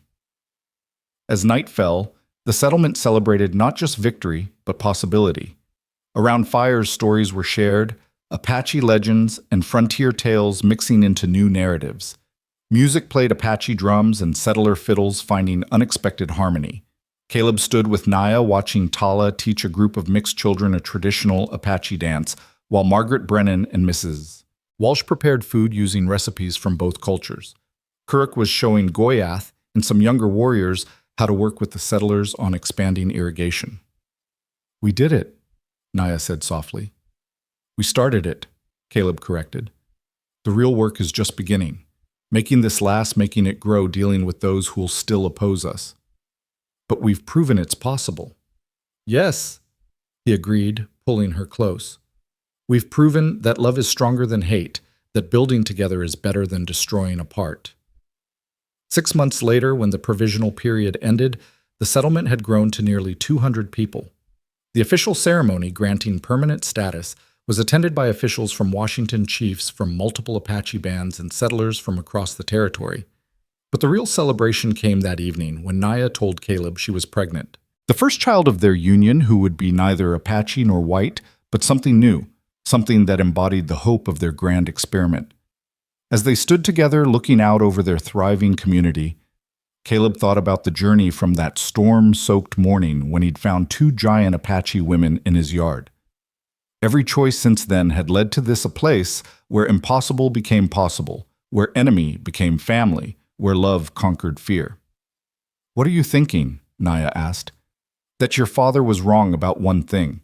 He said I was either the most honorable or most foolish white man he'd met. Turns out I was just a man who learned that the biggest battles aren't fought with guns but with open hearts. And giants help," she added with a smile. "Giants definitely help." The sun set over their settlement, painting the sky in shades of hope. Tomorrow would bring new challenges. There would always be those who feared change, who preferred conflict to cooperation. But tonight in this place they'd built together, peace reigned, and in that peace a new world was being born. The news of Naya's pregnancy spread through the settlement like wildfire, bringing joy, but also deep concern. No one knew what a child of such a union would be like. Would it inherit its mother's giant stature? Would it be accepted by either community? Would it even survive the birth, given the size difference between its parents? These questions haunted Caleb through the long desert nights as he held his wife, feeling the first movements of life within her. 3 months into the pregnancy, a new crisis emerged from an unexpected direction. A telegram arrived from Washington, delivered by a stern-faced military courier who refused to dismount or accept any hospitality from the settlement. "The Secretary of War requires your immediate presence," he announced to Caleb. "You're to accompany me to Fort Huachuca, then proceed by train to the capital." "I can't leave now," Caleb protested. "My wife is pregnant, the settlement needs." "This isn't a request, Mr. Rourke. You can come voluntarily, or I have orders to arrest you for sedition." "Sedition?" Naya stepped forward, her pregnancy just beginning to show on her massive frame. "What charges?" The courier finally looked at her, his eyes widening at her size before recovering his composure. "Creating an unauthorized military force harboring enemies of the state and establishing a separatist government on federal land." "Those are lies," Kuruk growled, moving to flank Caleb protectively. "Those are charges that will be addressed in Washington," the courier replied. "Mr. Rourke, you have 1 hour to prepare." As Caleb packed, the settlement's leadership gathered. Tala had grown into her role as the primary educator and now served as the unofficial judge for minor disputes. Her sharp mind immediately saw the danger. "This is about more than just you," she told Caleb. "If they're moving against you personally, it means someone in Washington sees the settlement as a threat to the entire reservation system." "Or an opportunity," Judge Harrison added, having arrived quickly after hearing the news. "There's been debate in Congress about the Indian question. Some see your model as the future, others as dangerous precedent." "I should come with you," Naya said, but Caleb shook his head. "You need to stay here, keep everyone calm. If they see the settlement can function without me, it proves we're building something sustainable, not just following one man. And if they don't let you return, then you continue what we started." He kissed her deeply, his hand on her swelling belly. "Promise me." "I promise," she whispered, tears streaming down her face. The journey to Washington took 2 weeks, during which Caleb was kept under constant guard, but treated with cold courtesy. At Fort Huachuca, he was surprised to find Colonel Reed waiting. "I've been assigned to escort you the rest of the way," Reed explained, "and to provide testimony. For or against me? That remains to be seen. I've been watching your settlement, Rourke. What you've accomplished is impressive, but whether it's replicable or dangerous is a question that men far above my rank are debating." On the train east, Reed shared more intelligence. There's a faction in the War Department that wants to use your settlement as justification for breaking up the reservations entirely. Force integration, they call it. Others see it as the first step toward Apache independence. Both sides are using you. What do you see, Colonel? Reed was quiet for a long moment, watching the landscape roll by. I see the future whether I like it or not. The old ways, the constant warfare, it's unsustainable. Your way might fail, but at least it's attempting something new. Washington was overwhelming after months in the desert. The buildings seemed to press in the crowd, suffocating. Caleb was housed in a modest hotel under guard, allowed no communication with the settlement. For 3 days, he heard nothing. Then on the 4th morning, he was summoned to the War Department. The meeting room was filled with military brass and civilian officials. At the head sat General William Tecumseh Sherman himself, his craggy face unreadable. Mr. Rourke, Sherman began without preamble. You've created quite a situation. Some call you a visionary, others a traitor. I'm here to determine which. I'm neither general, I'm just a man trying to prevent bloodshed. By arming Apache, training them in military tactics. By teaching them agriculture and trade. By showing that cooperation is more profitable than conflict. Yet you married one of them. A giant, no less. Some say you've gone native. I married a woman I love who happens to be Apache. If love is treasonous, then I'm guilty. Sherman studied him. I burned Atlanta Rourke. I know what total war looks like. Part of me sees your settlement and thinks its weakness capitulation. Another part, he paused. Another part wonders if you've found a way to avoid more Atlantas. The interrogation continued for hours. They questioned every decision, every relationship, every incident at the settlement. Then surprisingly, they brought in witnesses. Mrs. Walsh testified first eloquently, describing the medical knowledge exchange and the education of children. What they've built isn't about choosing sides, she insisted. It's about eliminating sides altogether. Margaret Brennan followed Timothy at her side. This settlement saved my son's life, first medically, then spiritually. He was growing up learning to hate. Now he's learning to build. Even Doc Hartley testified sober and dignified. I've seen Apache medicine work miracles our science can't explain. Combined with our knowledge, we could revolutionize treatment of diseases. But the most powerful testimony came from an unexpected source. Chief Mangas entered the room, his presence causing hands to move to weapons. I came to destroy that settlement, he said bluntly.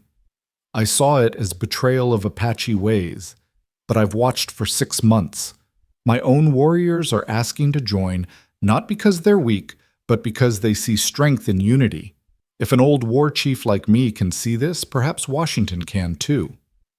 General Sherman remained silent through it all, his expression giving nothing away. Finally he spoke. Mr. Rourke, what you've done is either the beginning of a solution to our longest conflict or the seed of greater troubles. The President wants to see this for himself. You'll remain here while a delegation travels to your settlement. How long? As long as it takes. The weeks that followed were agony.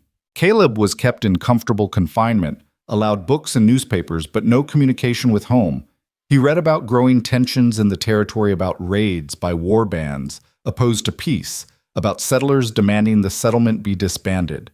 Then one morning, 6 weeks after his arrival, he was summoned again. This time, President Ulysses S. Grant himself was present along with his cabinet. I've received the delegation's report, Grant said. They were impressed, particularly by your wife. Naya. She organized the settlement's defense against 3 separate attacks during your absence, negotiated trade agreements with neighboring towns, and apparently she's teaching Apache and English to an integrated class while heavily pregnant. The delegation says she's the most formidable woman they've ever met. She is, Caleb agreed proudly. The question, Grant continued, is whether what you've built can be replicated. Can it work elsewhere, or is it unique to your particular circumstances?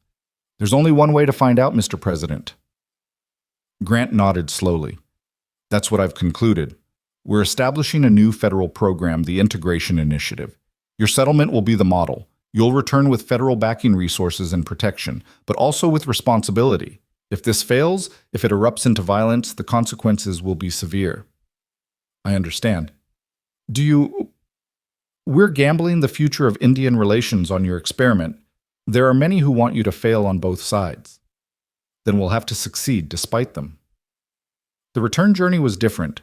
Caleb traveled with a military escort and a wagon full of supplies, medicine tools, books for Tala's school, and official documents recognizing the settlement's unique status. Colonel Reed accompanied him, having been assigned as military liaison. Never thought I'd be protecting Apache instead of fighting them, Reed mused as they neared the territory. Times change, Colonel.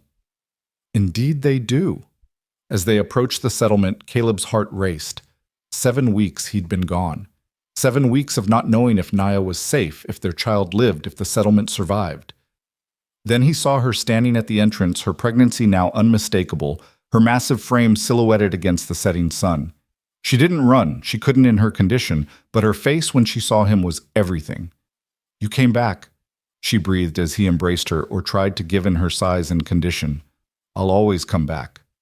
The reunion was joyful but brief. The settlement had indeed been attacked multiple times. Graves marked those who hadn't survived.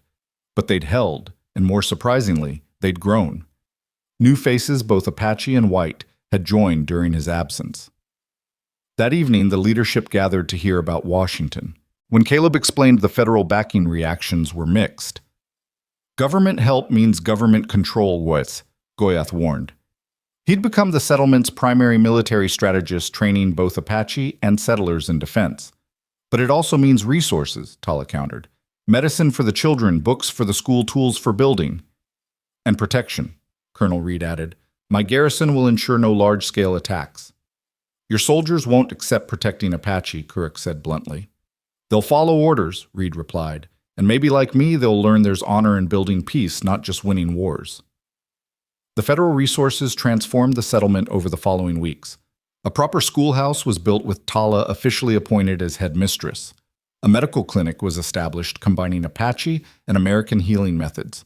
Most importantly, a legal framework was created that gave the settlement official township status, the first truly integrated town in American territory. But with recognition came scrutiny.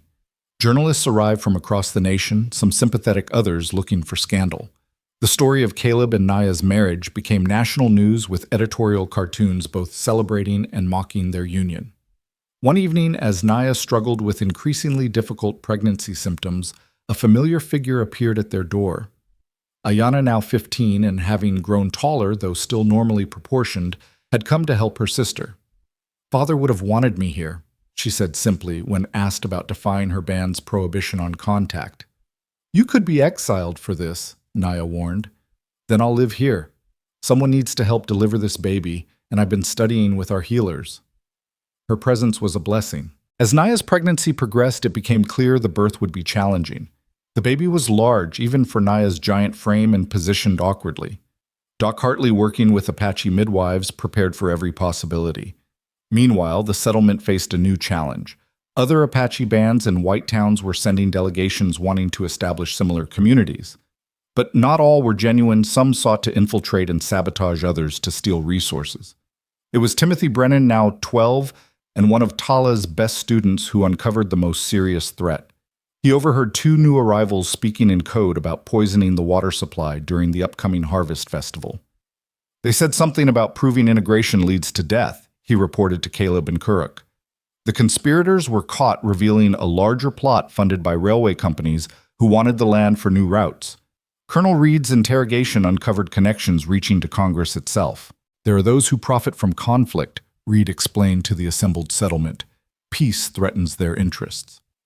The Harvest Festival proceeded despite the threat becoming a celebration of survival and growth. Apache and settlers danced together.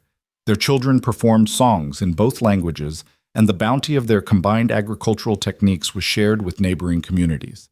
It was during this celebration that Naya went into labor. The birth lasted 18 hours. Caleb stayed by her side throughout, feeling helpless as she struggled with pain that would have killed a normal-sized woman.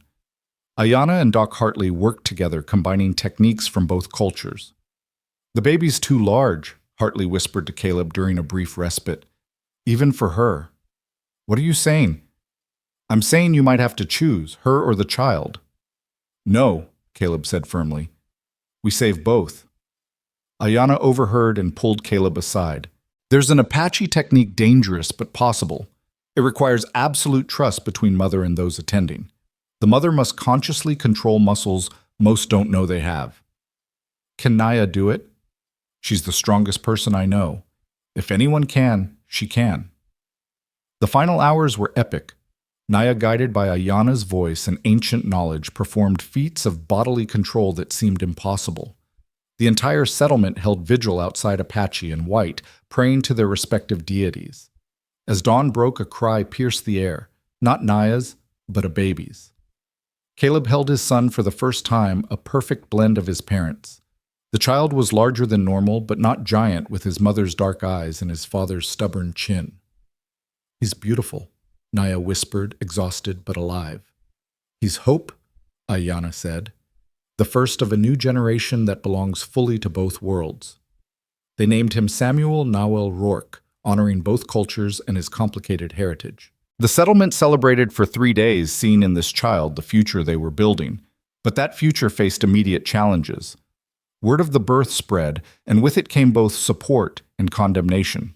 Some religious groups declared the child an abomination. Others saw him as a miracle of integration. More concerning were the Apache reactions. Several war chiefs declared that Naya had polluted the bloodline, that the child was cursed. But surprisingly, more Apache bands sent congratulations and gifts, seeing the birth as a sign that survival lay in adaptation, not isolation. 3 months after Samuel's birth, President Grant himself visited the settlement. The official reason was to evaluate the integration initiative, but privately, he wanted to see the child that had become a national symbol. He looks healthy, Grant observed, watching Samuel sleep in a cradle that Kuruk had carved. He's strong, Naya replied. Like his father. And his mother, Caleb added. Grant studied them, the former Union soldier, the giant Apache woman, their mixed child. You've done something remarkable here, but you know the real test is whether it lasts beyond you. That's why we're building institutions, not just relationships, Tala interjected. She'd prepared extensive documentation on their governmental structure, educational system, and economic model. This isn't about individual friendships, but systemic change. Impressive, Grant admitted, but systems are only as strong as the people within them. As if to test that observation, crisis struck the following week. Chief Mongas was assassinated by warriors who opposed his growing support for integration. His death triggered a power struggle among the Apache bands, with war and peace factions fighting for control. The settlement found itself caught in the middle. Warriors from both sides sought sanctuary or supplies. Colonel Reed's soldiers were stretched thin, trying to maintain neutrality. We have to choose a side, Goyeth argued in council. Staying neutral makes us everyone's enemy. Choosing sides betrays everything we've built, Caleb countered. We're supposed to be beyond Apache versus White. But we're not beyond right and wrong, Naya said, shifting Samuel in her arms. We support those who seek peace regardless of their race or band. The settlement became a refugee camp as families fled the fighting. Resources stretched thin. Some settlers, overwhelmed by the influx of Apache, began grumbling about being overrun. It was Margaret Brennan who rallied them. These people are fleeing violence, seeking safety. Isn't that why most of us came west for a new start? We don't turn away desperate families. Her moral clarity shamed the grumblers into action. Soon, settlers were sharing their homes with Apache refugees, their children playing together, while adults worked to build emergency shelters. The crisis deepened when a war band led by a chief called Victorio demanded the settlement surrender all Apache to join their fight against the whites. You harbor traitors. Victorio declared his 100 warriors surrounding the settlement, Apache, who've forgotten their pride. We harbor people who choose peace, Caleb replied, standing with Kuruk and Goyath at the settlement's entrance. Peace is death, fight is life. Look around you, Naya said, appearing with Samuel in her arms. We have children here, Apache and White, growing together. Is their death what gives you life? Victorio stared at the baby with disgust. That abomination is exactly why we must fight. You dilute our blood, weaken our spirit. I strengthen both bloodlines, Naya replied calmly. My son will know Apache strength and White innovation. He'll speak both languages, honor both traditions. He'll belong to neither. He'll belong to both and to the future we're building. Before Victorio could respond, unexpected allies arrived. 3 Apache bands led by chiefs who'd been observing the settlement took positions around it. "The settlement is under our protection," one chief announced. "It represents choice, and we choose to defend that choice." Faced with superior numbers and unwilling to fight other Apache over the issue, Victorio withdrew, but not before issuing a chilling warning: "This isn't over. The storm is coming that will wash away your precious peace." That night, as the settlement celebrated their survival, Caleb found himself on the roof with Naya and Samuel looking at the stars. "He was right about one thing," Naya said quietly. "A storm is coming. We'll weather it." "Will we? Sometimes I fear we're building a house of cards, one strong wind from collapse." "Maybe," Caleb admitted. "But even if it falls, we've proven it can be built. Others will build again stronger." "You really believe that?" "I have to. For him," he said, gesturing to Samuel. "For all the children here who are growing up seeing cooperation as normal, not exceptional." The settlement's first major legal test came when a white rancher named Henderson accused an Apache youth of stealing cattle. Under normal circumstances, it would have meant military intervention and probable death for the accused. But the settlement had established its own court with Tala as judge, a jury of mixed composition, and both Apache and American legal traditions considered. The trial drew observers from across the territory. Many expected it to collapse into chaos. How could Apache and white justice coexist? But Tala managed the proceedings with remarkable skill, allowing evidence from both cultural perspectives. The Apache youth, it turned out, had taken cattle that were grazing on traditionally Apache land that Henderson had claimed without proper documentation. The jury's verdict was nuanced. The youth was required to work for Henderson for 3 months as recompense, while Henderson had to pay the Apache band for 5 years of illegal grazing. "That's not justice," Henderson protested. "That's compromise." "Sometimes they're the same thing," Tala replied. The verdict stood, establishing precedent that would influence territorial law for years to come. As Samuel grew developing at a rate between normal and giant, the settlement evolved around him and the other mixed children being born. They were creating a new culture, neither purely Apache nor American, but something unique. Caleb watched his son play with others Apache white Mexican and mixed and felt hope. They saw each other as playmates, not enemies. Their games mixed languages and traditions naturally. "He won't know the world we knew," Naya observed, watching Samuel organize a game that combined Apache wrestling with American tag. "That's the point." But the outside world hadn't forgotten them. News came that Congress was debating the Rourke model, as journalists had dubbed it. Some wanted it expanded nationally. Others wanted it terminated as a dangerous experiment. The debate intensified when a delegation of foreign observers arrived, British, French, and Mexican officials interested in the integration model for their own indigenous populations. Their presence elevated the settlement from American curiosity to international interest. "You've started something that could change how the entire world deals with indigenous peoples," the British observer, Lord Pemberton, told Caleb. "We've just tried to survive together instead of dying apart." Perhaps that's all civilization really is. The international attention brought new resources, but also new dangers. Extremist groups on both sides saw the settlement as a symbol to be destroyed. Death threats arrived regularly. Colonel Reed's soldiers intercepted several assassination attempts. It was during this tense period that Kuruk made an announcement that shocked everyone. He was leaving to start his own integrated settlement further south, taking several families with him. "We can't all stay here," he explained. "The idea needs to spread, take root elsewhere." "But we need you here," Caleb protested. "You needed me. Now you need me to go to prove this works beyond one place, one group of people." His departure was emotional. He'd become essential to the settlement's success, and his leaving felt like losing a limb. But it was also proof of growth. They were strong enough now to seed new communities. The first major harvest after federal recognition was abundant beyond anyone's dreams. The combined agricultural techniques had produced yields that made neighboring communities take notice.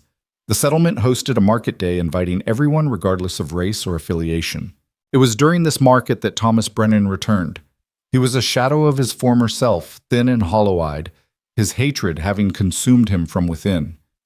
He stood at the edge of the market, watching his ex-wife and son thriving in the integrated community. Timothy saw him first. After a moment's hesitation, the boy approached his father. "Hello, Pa." "You've grown," Brennan said roughly. "The school here is good. I'm learning Apache and Spanish along with English. Tala says I could go to university someday." "Tala," Brennan's voice was bitter. "The giant." "The teacher," Timothy corrected. "And my friend." Father and son stood awkwardly until Margaret approached. "Thomas." "Margaret," his voice cracked. I came to say goodbye. I'm leaving the territory." "Where will you go?" "California, maybe. Somewhere I can start over." He looked at the thriving market, Apache and white trading freely. "I was wrong. About all of it. But I'm too full of poison to change. Better I leave." It was Naya who surprised everyone by approaching with Samuel in her arms. "Mr. Brennan."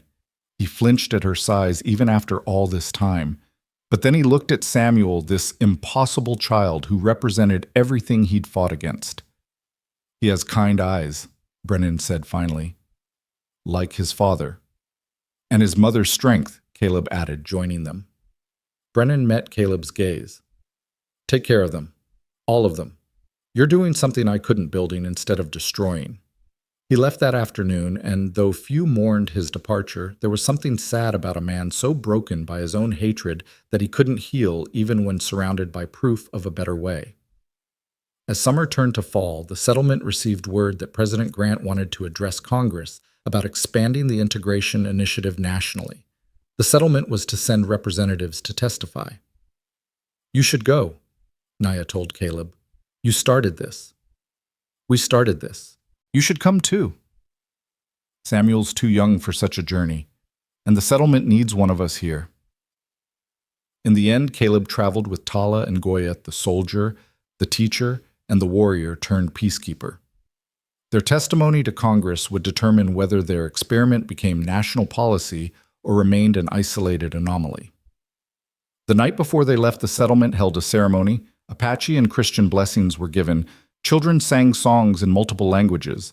Ayana, now an accomplished healer, gave them medicine bundles for protection.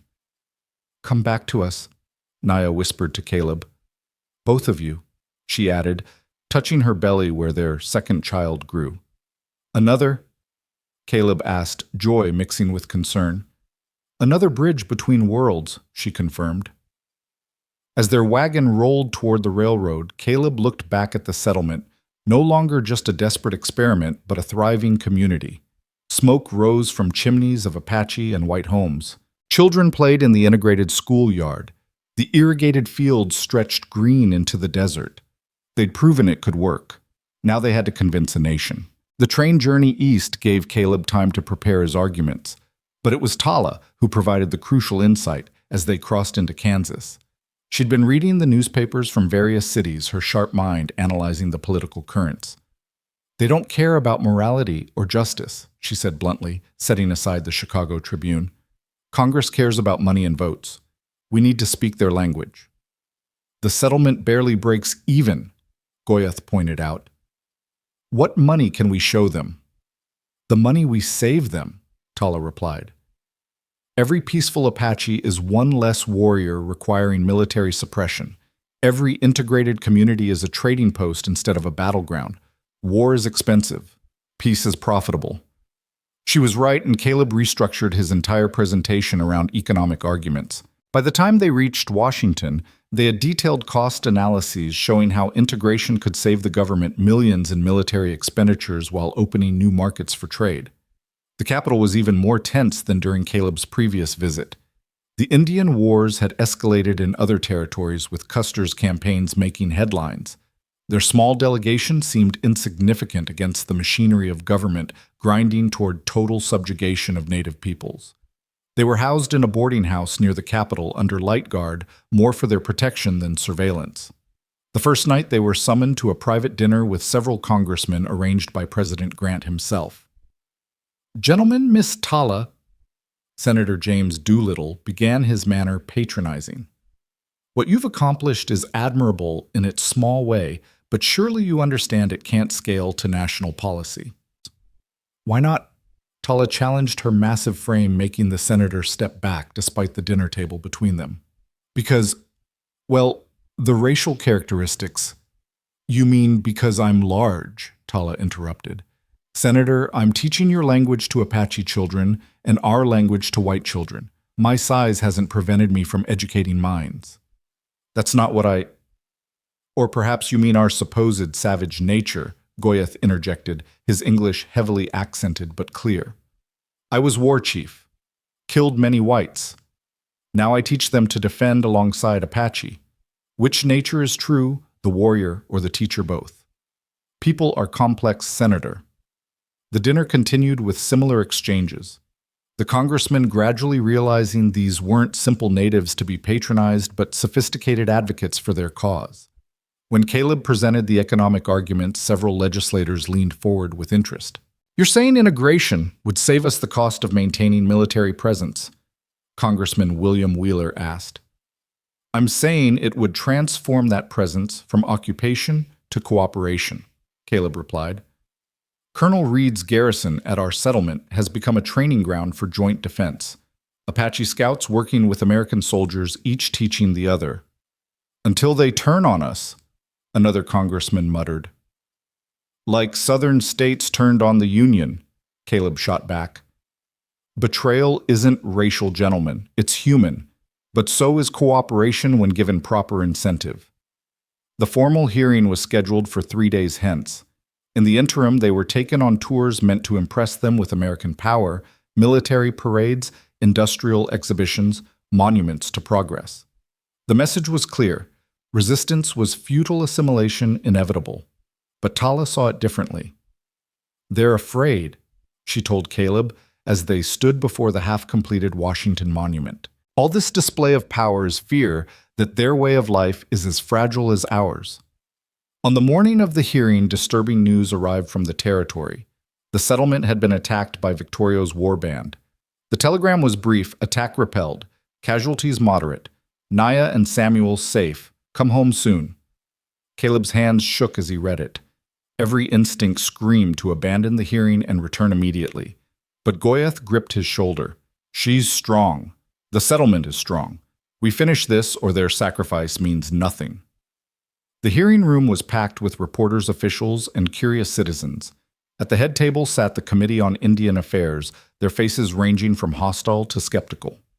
Senator Doolittle presided, his gavel bringing order to the chaos. We're here to discuss the possibility of expanding the so-called Rourke model of integration to other territories, he began.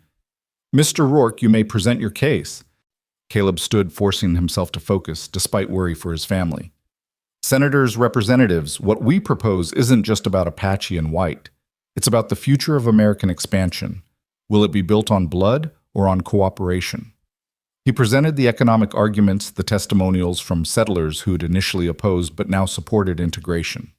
The education statistics showing Apache children learning at rates equal to white children when given opportunity. But it was Tala's testimony that shifted the room. She spoke about her father, Chief Nahuel, how he died believing his daughters were dead to him because law and tradition demanded it. He followed those laws even as they broke his heart, she said, her powerful voice carrying to the furthest corners. But laws can change. They must change. Not to erase our differences, but to celebrate them as strengths.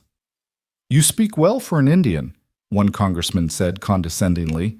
I speak well for anyone, Tala corrected, as would you if you'd been educated by Apache teachers who valued knowledge over prejudice. The opposition came hard. Military officials testified about Apache atrocities. Bureau of Indian Affairs representatives argued that separation was the only way to protect native cultures from corruption. Religious leaders claimed integration would lead to moral degradation. It was then that an unexpected ally emerged. General Sherman himself entered the chamber, his presence commanding immediate attention. Gentlemen, I hadn't planned to testify, he said, but I've been receiving reports from Colonel Reed at the Rourke settlement that change my perspective. He pulled out a telegram. Yesterday, that settlement was attacked by a war band of nearly 200 Apache. The defense was led jointly by American settlers and peaceful Apache fighting side by side. They lost 12 souls, 7 Apache, 5 white, defending their shared home. The chamber was silent. "I've fought Apache for years," Sherman continued. "I've seen what they can do in war, but I've never seen them fight to protect white settlers until now. If that's not proof that integration can work, I don't know what is." "But, Senator Doolittle protested, "surely you're not suggesting we abandon the reservation system." "I'm suggesting we give people a choice," Sherman replied. "Those who want to maintain traditional ways on reservations, let them. Those who want to integrate, give them that opportunity. The settlement has proven it's possible." The debate raged for hours. Caleb answered every challenge, Tala dismantled every prejudice with logic and eloquence. Goyeth testified to the warriors' perspective on peace. Finally, as evening approached, the committee recessed for deliberation. They waited in an anteroom, the tension unbearable. Caleb couldn't stop thinking about the attack, about Naya facing danger while heavily pregnant. Tala noticed his distress. "She's stronger than any of us," Tala said softly, "in body and spirit. She'll have protected the settlement and our nephew." "Our nephew," Caleb repeated, struck by how naturally she claimed Samuel as family. After 2 hours, they were summoned back. The chamber had filled even more, word having spread that a decision was imminent. Senator Doolittle stood, his face grave. "By a vote of 7 to 5, the committee recommends limited expansion of the integration initiative. 3 new settlements will be established as tests with full federal support and protection. If successful, after 1 year, further expansion will be considered." The room erupted in mixed reactions, cheers from progressives, anger from traditionalists. But Caleb barely heard them. They'd won not completely, but enough. Now he could go home. The journey back was swifter urgency driving them. At every stop, Caleb sought telegrams from the settlement. The news was encouraging but incomplete. The attack had been repelled, repairs were underway, but details were scarce. Colonel Reed met them at the Territorial Railroad Depot, his face grim. "There's more to the attack than we reported," he said immediately. "Your wife, is she fought, even in her condition?" "Is she?" "She's alive, but the strain induced early labor. The baby came a month premature." Caleb felt his knees weaken. "And mother and daughter are alive, but it was close, closer than anyone wants to admit." The ride to the settlement was a blur. Caleb found himself praying to any deity that would listen, making bargains with the universe for his family's safety. When they finally arrived, the settlement showed clear signs of battle, burned buildings being rebuilt. Fresh graves in the cemetery, people moving with the exhausted determination of survivors. But it was also still standing, still, integrated, still defiant. Ayanna met them at Caleb's cabin. "She's been asking for you," she said simply, leading him inside. Naya lay on their bed, looking smaller somehow, despite her giant frame, as if the battle in birth had diminished her. But her eyes were bright when she saw him. "You came back," she whispered. "I always come back," he replied, kissing her gently. "Our daughter. She's small but strong, like her father." Ayanna brought the baby, impossibly tiny compared to Samuel's birth size, but perfect. She had her mother's features, but lighter skin, her father's hair, but darker. Another bridge between worlds, but fragile, so fragile. "What happened?" Caleb asked as he held his daughter. Naya's account was harrowing. Victorio had come with overwhelming force, expecting easy victory against a settlement weakened by the absence of key leaders. But he hadn't counted on the unity that had developed. "Margaret Brennan rallied the white settlers," Naya explained.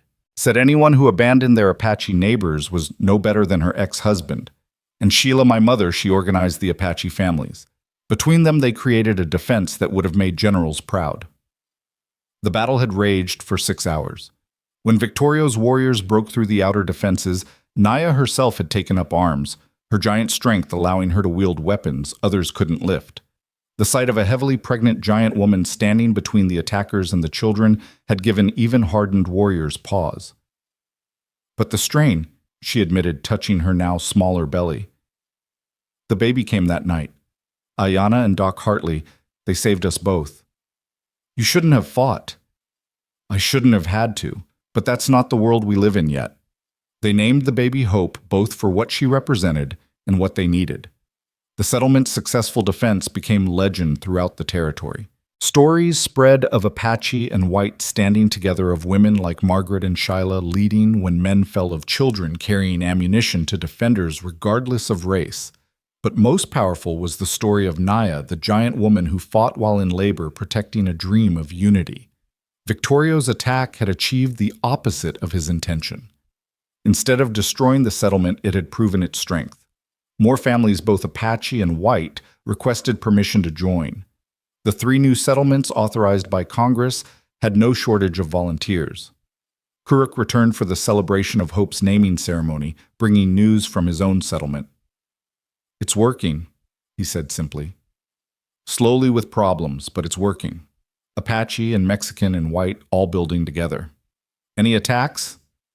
Some threats, but when they hear about what happened here, how you stood together, they reconsider."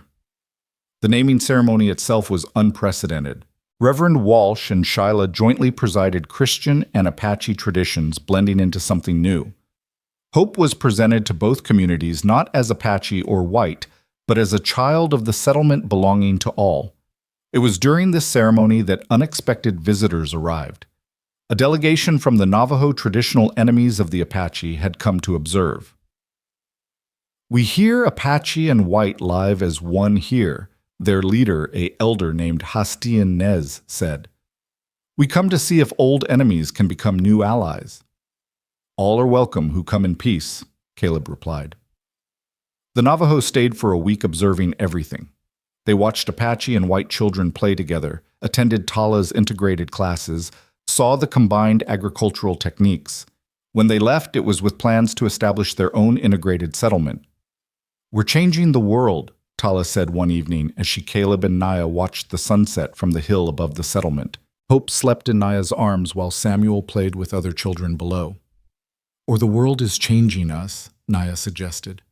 "Maybe it was always going to happen, this mixing of peoples. We're just the first wave." News from the east brought both encouragement and concern. The 3 new settlements were established but facing significant resistance. One in New Mexico was under constant threat from both Mexican raiders and American militias. Another in Oklahoma struggled with conflicts between different tribal groups trying to integrate. The third in Dakota faced the harshest opposition from military officials who saw any Apache autonomy as threatening. "We need to help them," Caleb said during a council meeting. "Send advisors share what we've learned." "We can barely protect ourselves," someone pointed out. "But if we don't help and they fail, Congress will end the entire initiative," Tala argued. "Our success means nothing if it can't be replicated." It was decided to send small groups to each settlement, experienced members who'd lived through the early struggles and could guide others. Goyeth led the group to New Mexico, his warrior background essential for their defense. Margaret Brennan, surprising everyone, volunteered for Oklahoma, saying her experience bridging divides could help. Others stepped forward, understanding that their experiment had become a movement. The settlement adapted to these departures by drawing in new members, including some unexpected ones. Former soldiers from Reed's garrison, their service complete, chose to stay and join the community. Mexican traders, impressed by the settlement's prosperity, established permanent residences. Even some Chinese railroad workers, facing discrimination elsewhere, found acceptance in a community that had redefined belonging. This diversity created new challenges, but also new strengths. The Chinese brought agricultural techniques that complemented Apache knowledge. Mexican craftsmen introduced building methods better suited to the desert climate. Each group added threads to the cultural tapestry being woven. Samuel, now walking and talking in 3 languages, became a symbol of this fusion. He played with children of every background, unconscious of differences that would have meant violence a generation earlier. Watching him, Caleb saw the future they were building, one where identity wasn't limited by blood, but expanded by experience. But that future faced a severe test when news arrived that shook the entire nation. President Grant had been assassinated by opponents of integration, and his vice president, who took power, was far less sympathetic to their cause. "The integration initiative is under review," Colonel Reed informed them, his face grave. "The new administration believes it's too radical, too dangerous." "After everything we've proven?" Naya asked, holding Hope tighter. "Politics doesn't care about proof, only power. And right now, power is shifting against us." The settlement faced an agonizing choice. They could abandon the federal program, losing resources and protection, but maintaining their independence.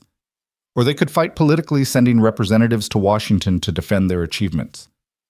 "We fight," Caleb said firmly, "but not with weapons, with evidence, with success, with the undeniable truth that integration works." They had 6 months before Congress reconvened to decide the initiative's fate. 6 months to prove that their model was not just viable but essential for the nation's future. The settlement transformed into a showcase. Every success was documented, every achievement recorded. Tala established a formal curriculum that other settlements could replicate. The medical clinic published papers on combined healing techniques. The agricultural station produced yields that attracted attention from farming journals nationwide. But the most powerful evidence came from the children. A group of students led by Samuel, despite his young age, created a presentation about their life in the settlement. They spoke of friends across racial lines, of languages learned and cultures shared, of a world where difference was strength, not weakness. When a congressional delegation arrived for inspection, it was these children who greeted them. Timothy Brennan, now 16 and fluent in 3 languages, served as guide. He showed them the school where Apache and white learned together, the fields where combined techniques produced abundance, the cemetery where those who died defending integration lay side by side regardless of race. "This is unnatural," one congressman muttered, watching Apache and white children play together. "No, sir," Timothy replied respectfully but firmly. "Hate is unnatural. We're born knowing only love. Hate has to be taught. Here we teach love instead." The inspection lasted 3 days. The delegation attended Reverend Walsh's integrated church service, watched Shyla lead a traditional Apache ceremony attended by whites, observed Doc Hartley and Ayanna working together to treat patients. They saw Naya teaching a class on conflict resolution, her giant frame gentle with the smallest children. They watched Caleb and Goyath plan settlement defense. Former enemies, now brothers in purpose. On their last evening, the settlement held a feast. Every culture contributed dishes. Music blended traditions into new harmonies. As the sun set, painting the desert in gold and crimson, the entire community stood together to sing a song Tala had written, words from many languages woven into a single melody of hope. The congressional delegation left the next morning, their expressions thoughtful rather than hostile. One congressman pulled Caleb aside. "I came here expecting to find a powder keg waiting to explode," he admitted. "Instead, I don't know what to call it." "Call it America," Caleb suggested. "The America we claim to be, where all are created equal, where liberty and justice are for all, not just some." Winter came early that year, bringing unexpected challenges. A blizzard rare in the desert trapped the settlement for weeks. Food ran short. But instead of fracturing along racial lines, as critics predicted, the community pulled closer. Apache knowledge of preservation kept them fed. White construction techniques kept them warm. Chinese medicine helped when illness threatened. When the snow finally cleared, they found Colonel Reed's garrison had been ordered to withdraw. The new administration was removing military protection from all integrated settlements. "They want us to fail," Reed said bitterly. "Without military presence, they expect violence to erupt." "Then we protect ourselves," Goyath said, "as we always have, but now together." Reed made a decision that shocked everyone. He resigned his commission and joined the settlement as a civilian. "I've spent my career following orders," he said. "Now I want to follow my conscience." His resignation made national news. A decorated colonel giving up his commission to live in an integrated settlement became either inspiration or scandal, depending on one's perspective. The loss of military protection emboldened opponents. Raids increased. Sometimes Apache traditionalists, sometimes white supremacists, occasionally Mexican bandits seeing opportunity in chaos. But each attack was repelled by the settlement's integrated defense, Apache and white, and everyone else fighting as one. It was during one such raid that tragedy struck. Sheila Naya's mother was killed defending the school. She died in her daughter's arms, her last words a blessing for the grandchildren who would grow up free from the hatred that had defined her generation. Her funeral became a defining moment. Apache from multiple bands came to honor her.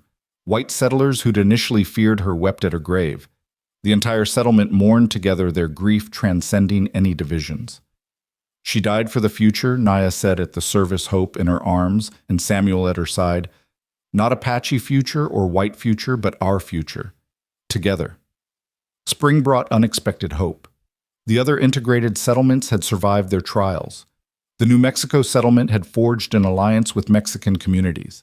The Oklahoma settlement had become a trading hub. Even the Dakota settlement, despite fierce opposition, had established itself through sheer determination. When Congress reconvened, they faced not one success story, but four. More importantly, they faced economic pressure. The integrated settlements were producing goods, facilitating trade, and generating tax revenue that purely segregated communities couldn't match. Caleb was again called to testify, but this time he wasn't alone. Representatives from all four settlements came along with something unprecedented. A delegation of children, including Samuel and Timothy, to speak for the generation being raised in integration.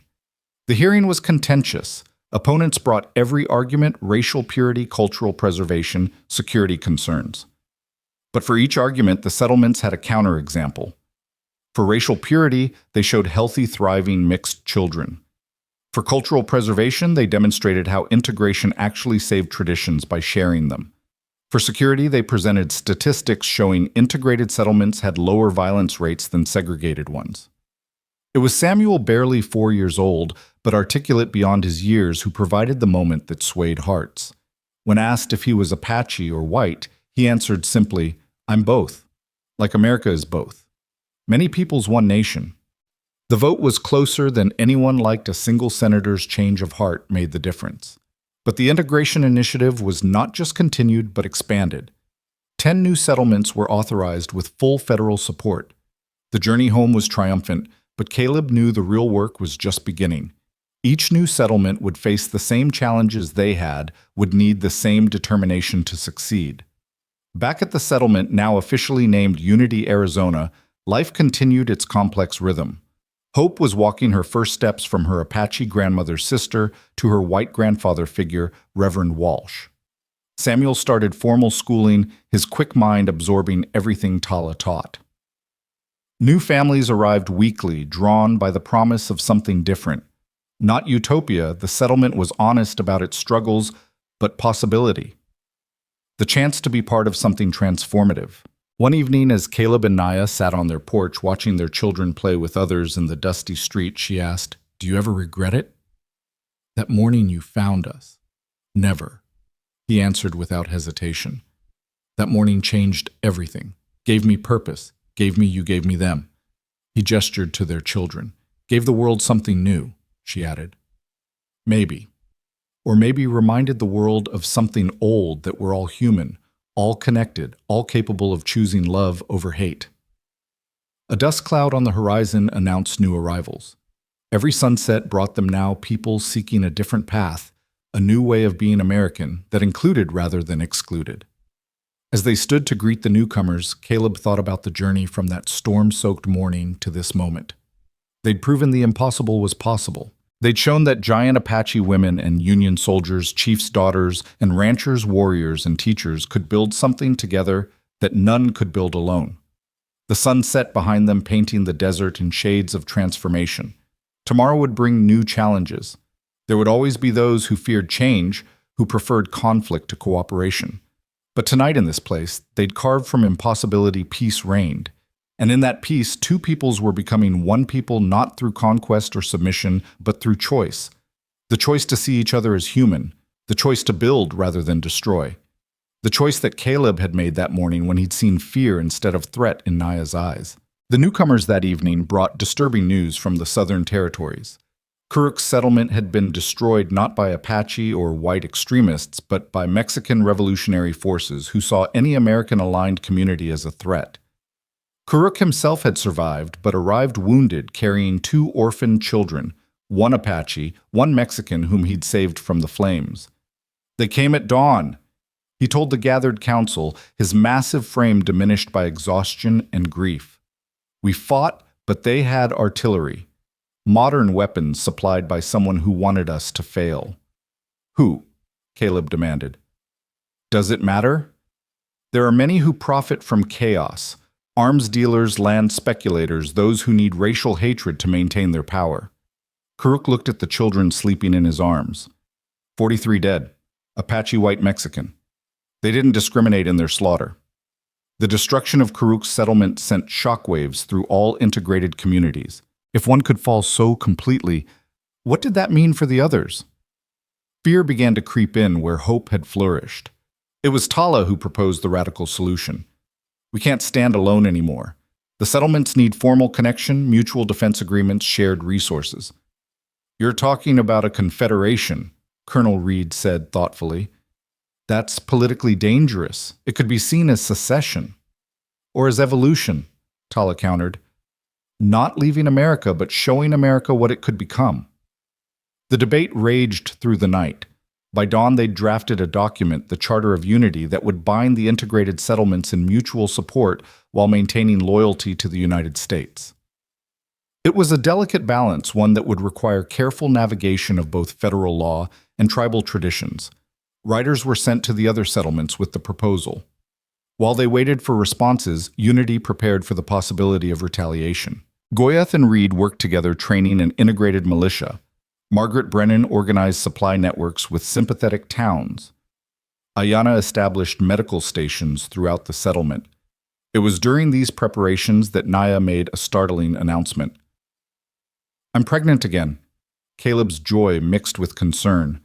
The last birth nearly killed you. I'm stronger now. And this child, I dream of this child. They will be important, Caleb, not just for us, but for everyone.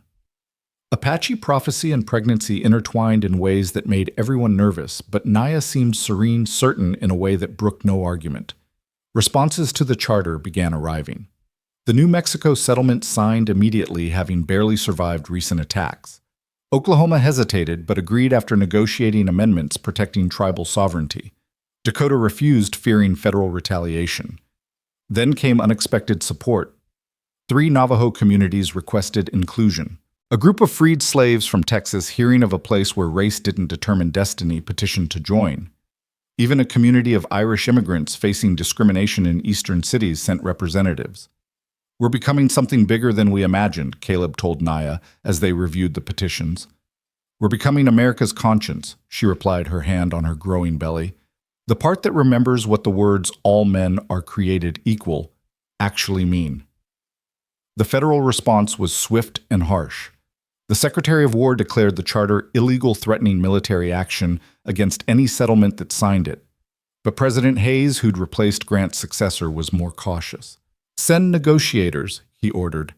If they want confederation, perhaps we can offer something else, official territorial status, with limited self-governance. The negotiators who arrived were led by someone unexpected, Thomas Brennan. He'd returned from California, transformed, his hatred replaced by exhausted wisdom. I've been asked to mediate because I know both sides of this conflict, he explained to the shocked assembly. I know the fear that drives separation and the hope that drives integration. Maybe I can help bridge them. You tried to destroy us, Margaret said coldly to her ex-husband. Yes, and I nearly destroyed myself in the process.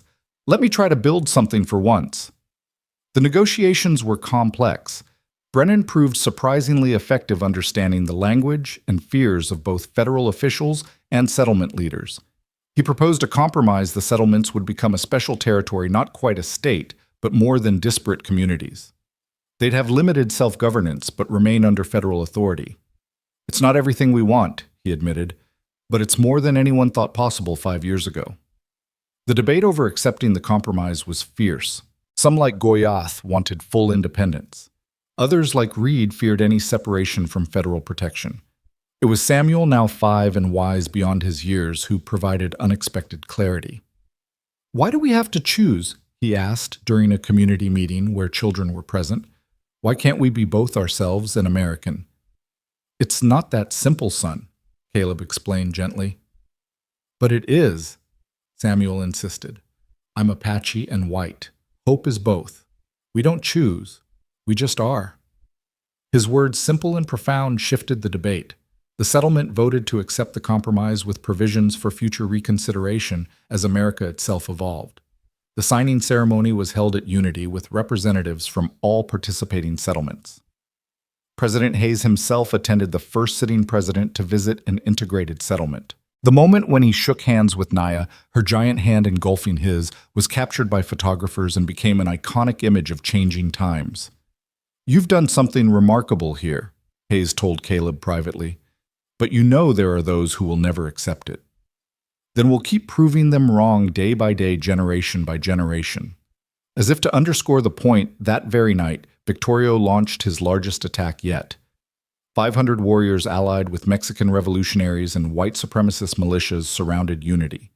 It was an unholy alliance united only by their hatred of integration. The siege lasted 8 days. The settlement's preparations held barely. Integrated defensive positions meant attackers faced Apache knowledge of terrain combined with American military tactics.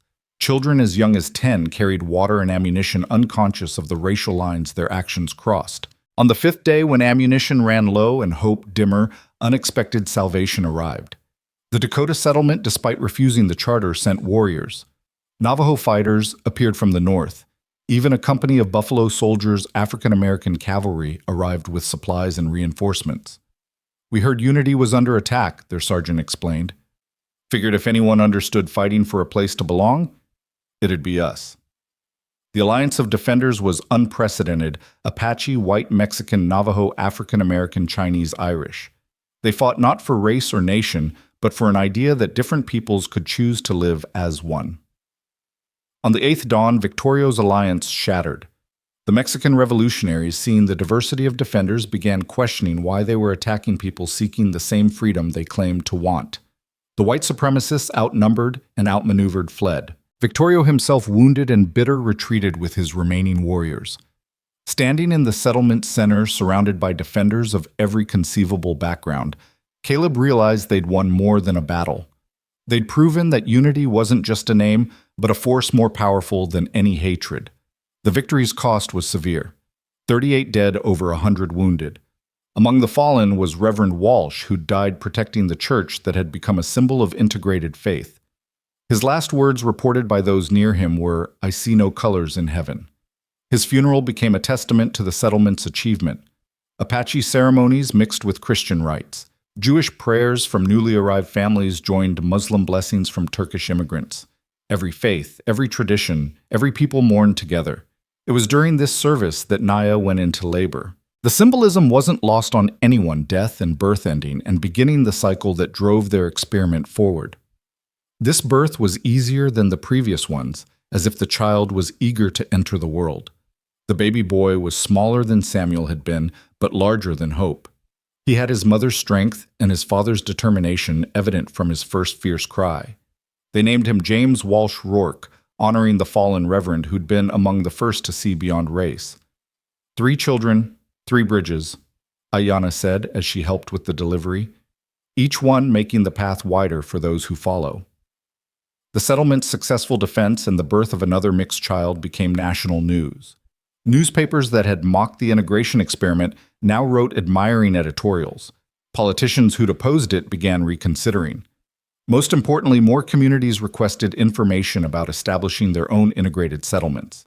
But success brought new challenges.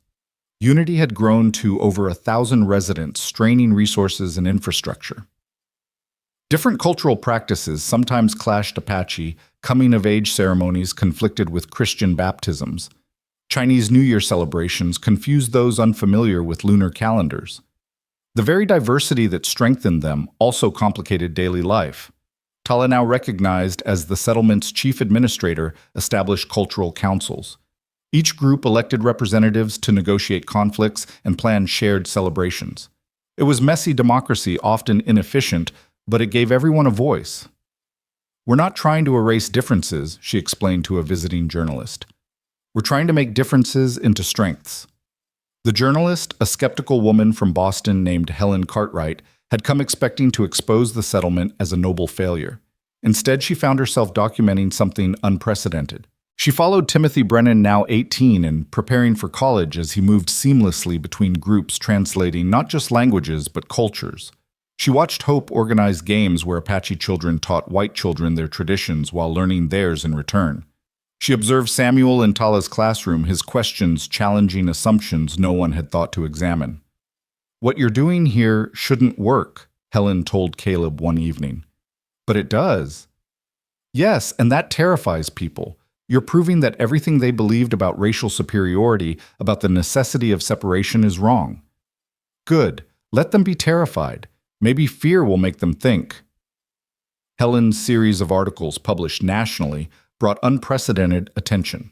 Universities sent researchers, foreign governments sent observers. The settlement became a laboratory for integration, its every success and failure scrutinized.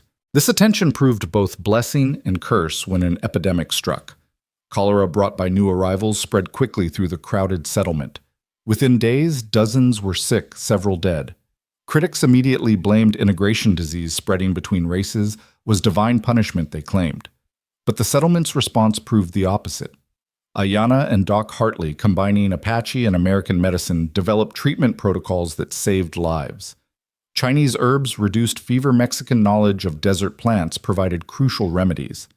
The integrated medical response controlled the epidemic faster than in segregated communities facing the same disease. Among those who fell ill was young James, barely 6 months old. For 3 terrifying days, he hovered between life and death.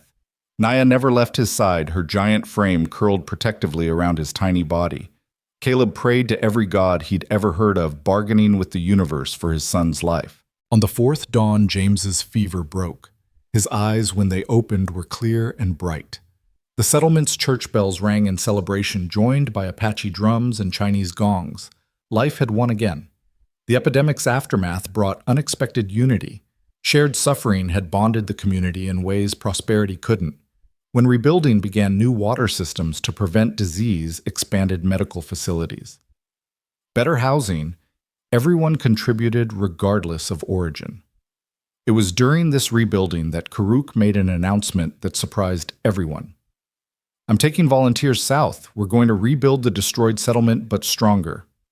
"That's suicide," Reed protested. "The forces that destroyed it are still there." "Then we'll convert them. If unity can transform Thomas Brennan, anything's possible." 50 volunteers joined him, Apache warriors, white settlers, Buffalo soldiers, even some Mexican families who'd fled the revolutionaries. Their departure was emotional but hopeful. They were seeds from Unity's tree-planting new forests of integration. As Unity's first decade approached, the settlement had become a town in all but name. Businesses thrived, mixing cultural traditions into new innovations. Apache Irish whiskey became an unlikely export. Chinese-Mexican restaurants attracted visitors from hundreds of miles away. The school, now formally recognized as Unity Academy, drew students from across the territory. But it was the children who truly showed what had been accomplished. They moved between languages without thought, celebrated all holidays with equal enthusiasm, saw diversity as normal rather than exceptional. When visiting officials expressed amazement at this hope, now 8 responded with confusion. "Why wouldn't we be friends? We're neighbors." That simple statement contained more wisdom than volumes of political philosophy. The 10th anniversary celebration drew thousands. President Cleveland himself attended, along with Apache chiefs, Mexican officials, and representatives from immigrant communities nationwide. The celebration lasted 3 days, showcasing a decade of integration through music, food, and shared stories. On the final evening, Caleb stood before the assembled crowd with his family. Naya still magnificent in her giant frame. Samuel 12 now and showing signs he might inherit his mother's size. Hope small but fierce like concentrated lightning, and James embodying the settlement spirit in his mixed features and easy smile. 10 years ago, Caleb began, his voice carrying across the plaza. "I found 2 wounded women in my yard. That moment of choosing to help rather than turn away changed everything, not just for me, but for all of us." He looked at the crowd faces of every color, clothing, of every tradition united in their attention. "We've proven something here that many said was impossible. We've shown that Americans aren't defined by race or origin, but by shared values and common purpose. We've demonstrated that our differences make us stronger, not weaker." Applause rippled through the crowd, but Caleb wasn't finished. "But we've also learned that integration isn't a destination, it's a journey. Every day we must choose cooperation over conflict, understanding over prejudice, love over hate.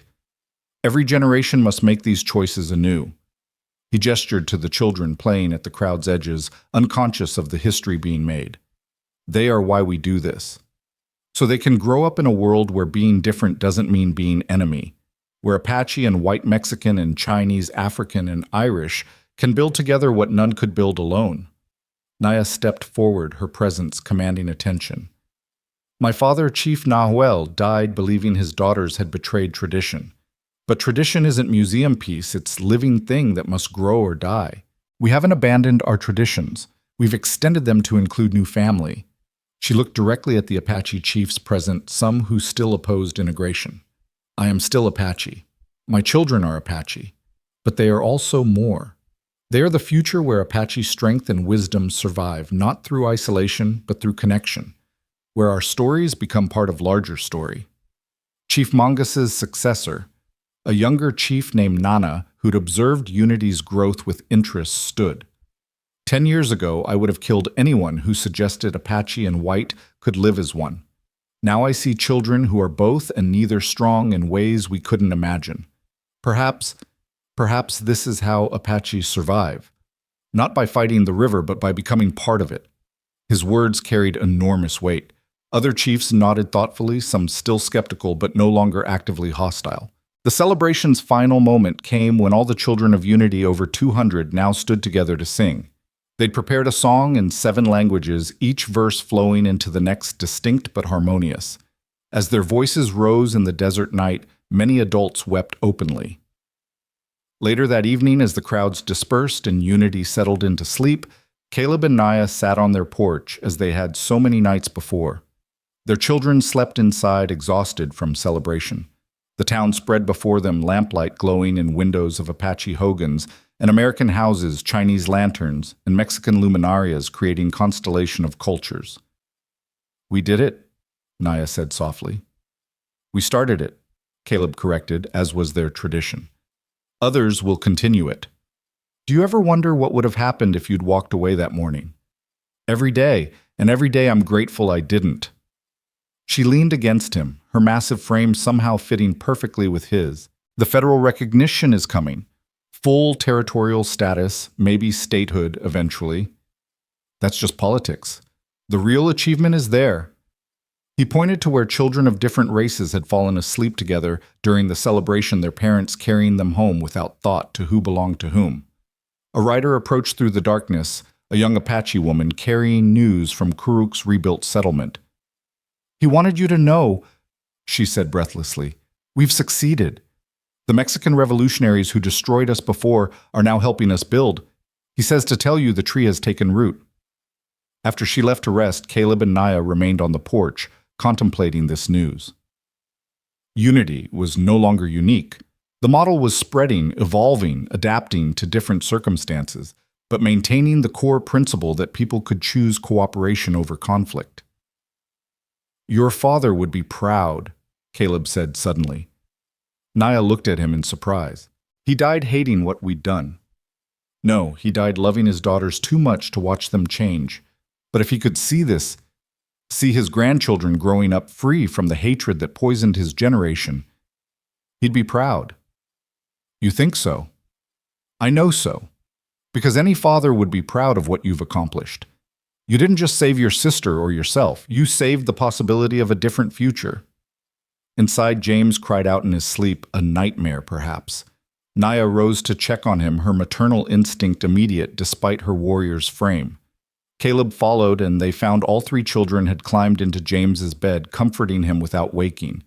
Samuel, the eldest, had his arm protectively around his younger siblings. Hope was singing softly in Apache a lullaby Shyla had taught her before she died. James, soothed by their presence, settled back into peaceful sleep. Look at them, Naya whispered. They don't see giant or normal Apache or white. They just see family. That's the real revolution, Caleb replied. Not what we've built, but who we've raised. They'll go into the world seeing possibility where we saw problems. The next morning brought news that would test that possibility. Congress had passed the Integration Act, formally recognizing mixed settlements as legitimate and providing federal support for their establishment. But the act came with conditions. Settlements must accept federal oversight, submit to regular inspections, and maintain certain population ratios. They're trying to control what we've created, Goyeth said angrily at the emergency council meeting. Or they're trying to understand it, Tala suggested. Fear often disguises itself as regulation. Either way, we have a choice, Reed pointed out. Accept the limitations and gain resources, or reject them and remain vulnerable. The debate continued through the day. Some wanted complete autonomy, others saw federal recognition as essential for long-term survival. It was Margaret Brennan who provided the pragmatic solution. We accept the act, but work to change it from within. Timothy and others are heading to universities. They'll become lawyers, politicians, voices for our cause in places we can't reach. We play the long game. Her suggestion carried weight. She'd transformed from bitter opponent to passionate advocate, her journey emblematic of the settlement's power to change hearts. The vote was close but decisive. Unity would accept the Integration Act while working to improve it. The decision disappointed some but reflected the settlement's pragmatism. Perfect was the enemy of good, and good was better than the nothing they'd started with. Implementation of the act brought federal administrators most skeptical, if not hostile. But Unity had learned to convert skeptics. They housed administrators with families of different backgrounds, had their children attend the school, included them in celebrations and ceremonies. One administrator, a stern man named Franklin Pierce, no relation to the president, arrived determined to find fraud or failure. He left 6 months later with an Apache wife and plans to establish an integrated settlement in his home state of Vermont. "This place is infectious," he told Caleb before departing. "It makes you question everything you thought you knew about how society must be organized." "That's the point," Caleb replied. As Unity entered its second decade, changes were evident everywhere. The town now had paved main streets, telegraph lines, and plans for a railroad connection. But more importantly, it had something no amount of infrastructure could provide a generation that saw integration as normal. Samuel, now 15, and indeed growing to giant proportions like his mother, was preparing for Harvard, the first person of mixed Apache white heritage to be admitted. His essay about growing up in Unity had moved admissions officers to tears. Hope 12 and Fiercely Intelligent was corresponding with scientists worldwide about combining traditional medicine with modern techniques. Her small stature belied a mind that could bridge worlds. James at 10 was the artist of the family, his drawings and paintings capturing Unity's spirit in ways words couldn't. His portrait of the town square Apache, white Chinese, Mexican, and African children playing together while their parents worked side by side, would later hang in the Smithsonian. But Unity's true achievement was less tangible than these individual successes. It had created a new kind of American one, not bound by single tradition, but enriched by many. These citizens moved fluidly between worlds, as comfortable in Apache ceremony, as Christian service, as versed in Chinese philosophy, as American democracy. This cultural fluidity attracted scholars and artists from around the world. Unity became known as the Athens of the Desert, a center of learning and creativity that challenged assumptions about American identity. Yet challenges remained.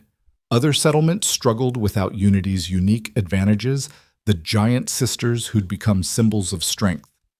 Caleb's military experience, the fortunate mix of personalities that had made cooperation possible. Some integrated settlements failed their failures, used by opponents as proof the model couldn't work. But for each failure, two successes emerged. The model adapted to local conditions, fishing communities in Alaska, where Native and Russian-American settlers merged traditions, urban neighborhoods in Chicago, where Irish and African Americans discovered common ground in shared struggle farming communities in California, where Chinese and Mexican workers created new agricultural cooperatives. On Unity's 15th anniversary, Naya gave birth to their fourth child, a daughter they named Sheila, after her grandmother. This birth, unlike the others, was easy, as if Naya's body had finally adapted to bearing children with Caleb. 4 bridges, Ayanna said, now Unity's head healer, each one making the path wider. That evening, as the family gathered for dinner, a meal combining Apache American and influences from the dozen other cultures now represented in Unity, Caleb looked at his children and saw America's future. They were arguing as siblings do, but their argument switched seamlessly between languages. Samuel quoted Apache wisdom to support his point. Hope countered with Chinese philosophy. James referenced Mexican poetry, and Baby Sheila just laughed at them all. "What are you thinking?" Naya asked, noticing his contemplative mood. "That we've won." "The political battle." "No, something more important. We've won the battle for imagination. We've proven that America doesn't have to be one thing or another. It can be everything, everyone united not by sameness, but by shared commitment to building something better." Naya smiled, her massive hand covering his. "My father was wrong. You're neither the most honorable nor most foolish white man. You're just a man who saw possibility where others saw problems. And you're the woman who made that possibility real." As night fell over Unity, the sounds of the town settling into sleep created a symphony of cultures, Apache lullabies mixed with Irish fiddles. Chinese merchants closed shops next to Mexican cantinas. African drumming echoed from the community center where tomorrow's integrated celebration was being planned. The transformation was complete yet ongoing. Unity had proven that Americans could choose to be one people, not through erasing differences, but through embracing them. The giant Apache woman and the Union soldier had created more than a family. They'd created a future where their children and thousands like them could belong fully to all their inheritances. Caleb stood on his porch one last time that night, looking at the town that had grown from an act of compassion on a storm-soaked morning. Every light in every window represented a choice, the choice to see stranger as neighbor, enemy, as friend, other as self. Tomorrow would bring new challenges. There would always be those who feared change, who preferred the clarity of division to the complexity of unity. But tonight in this place, they'd built from impossible love and improbable alliance, peace reigned. And in that peace, America was being reborn.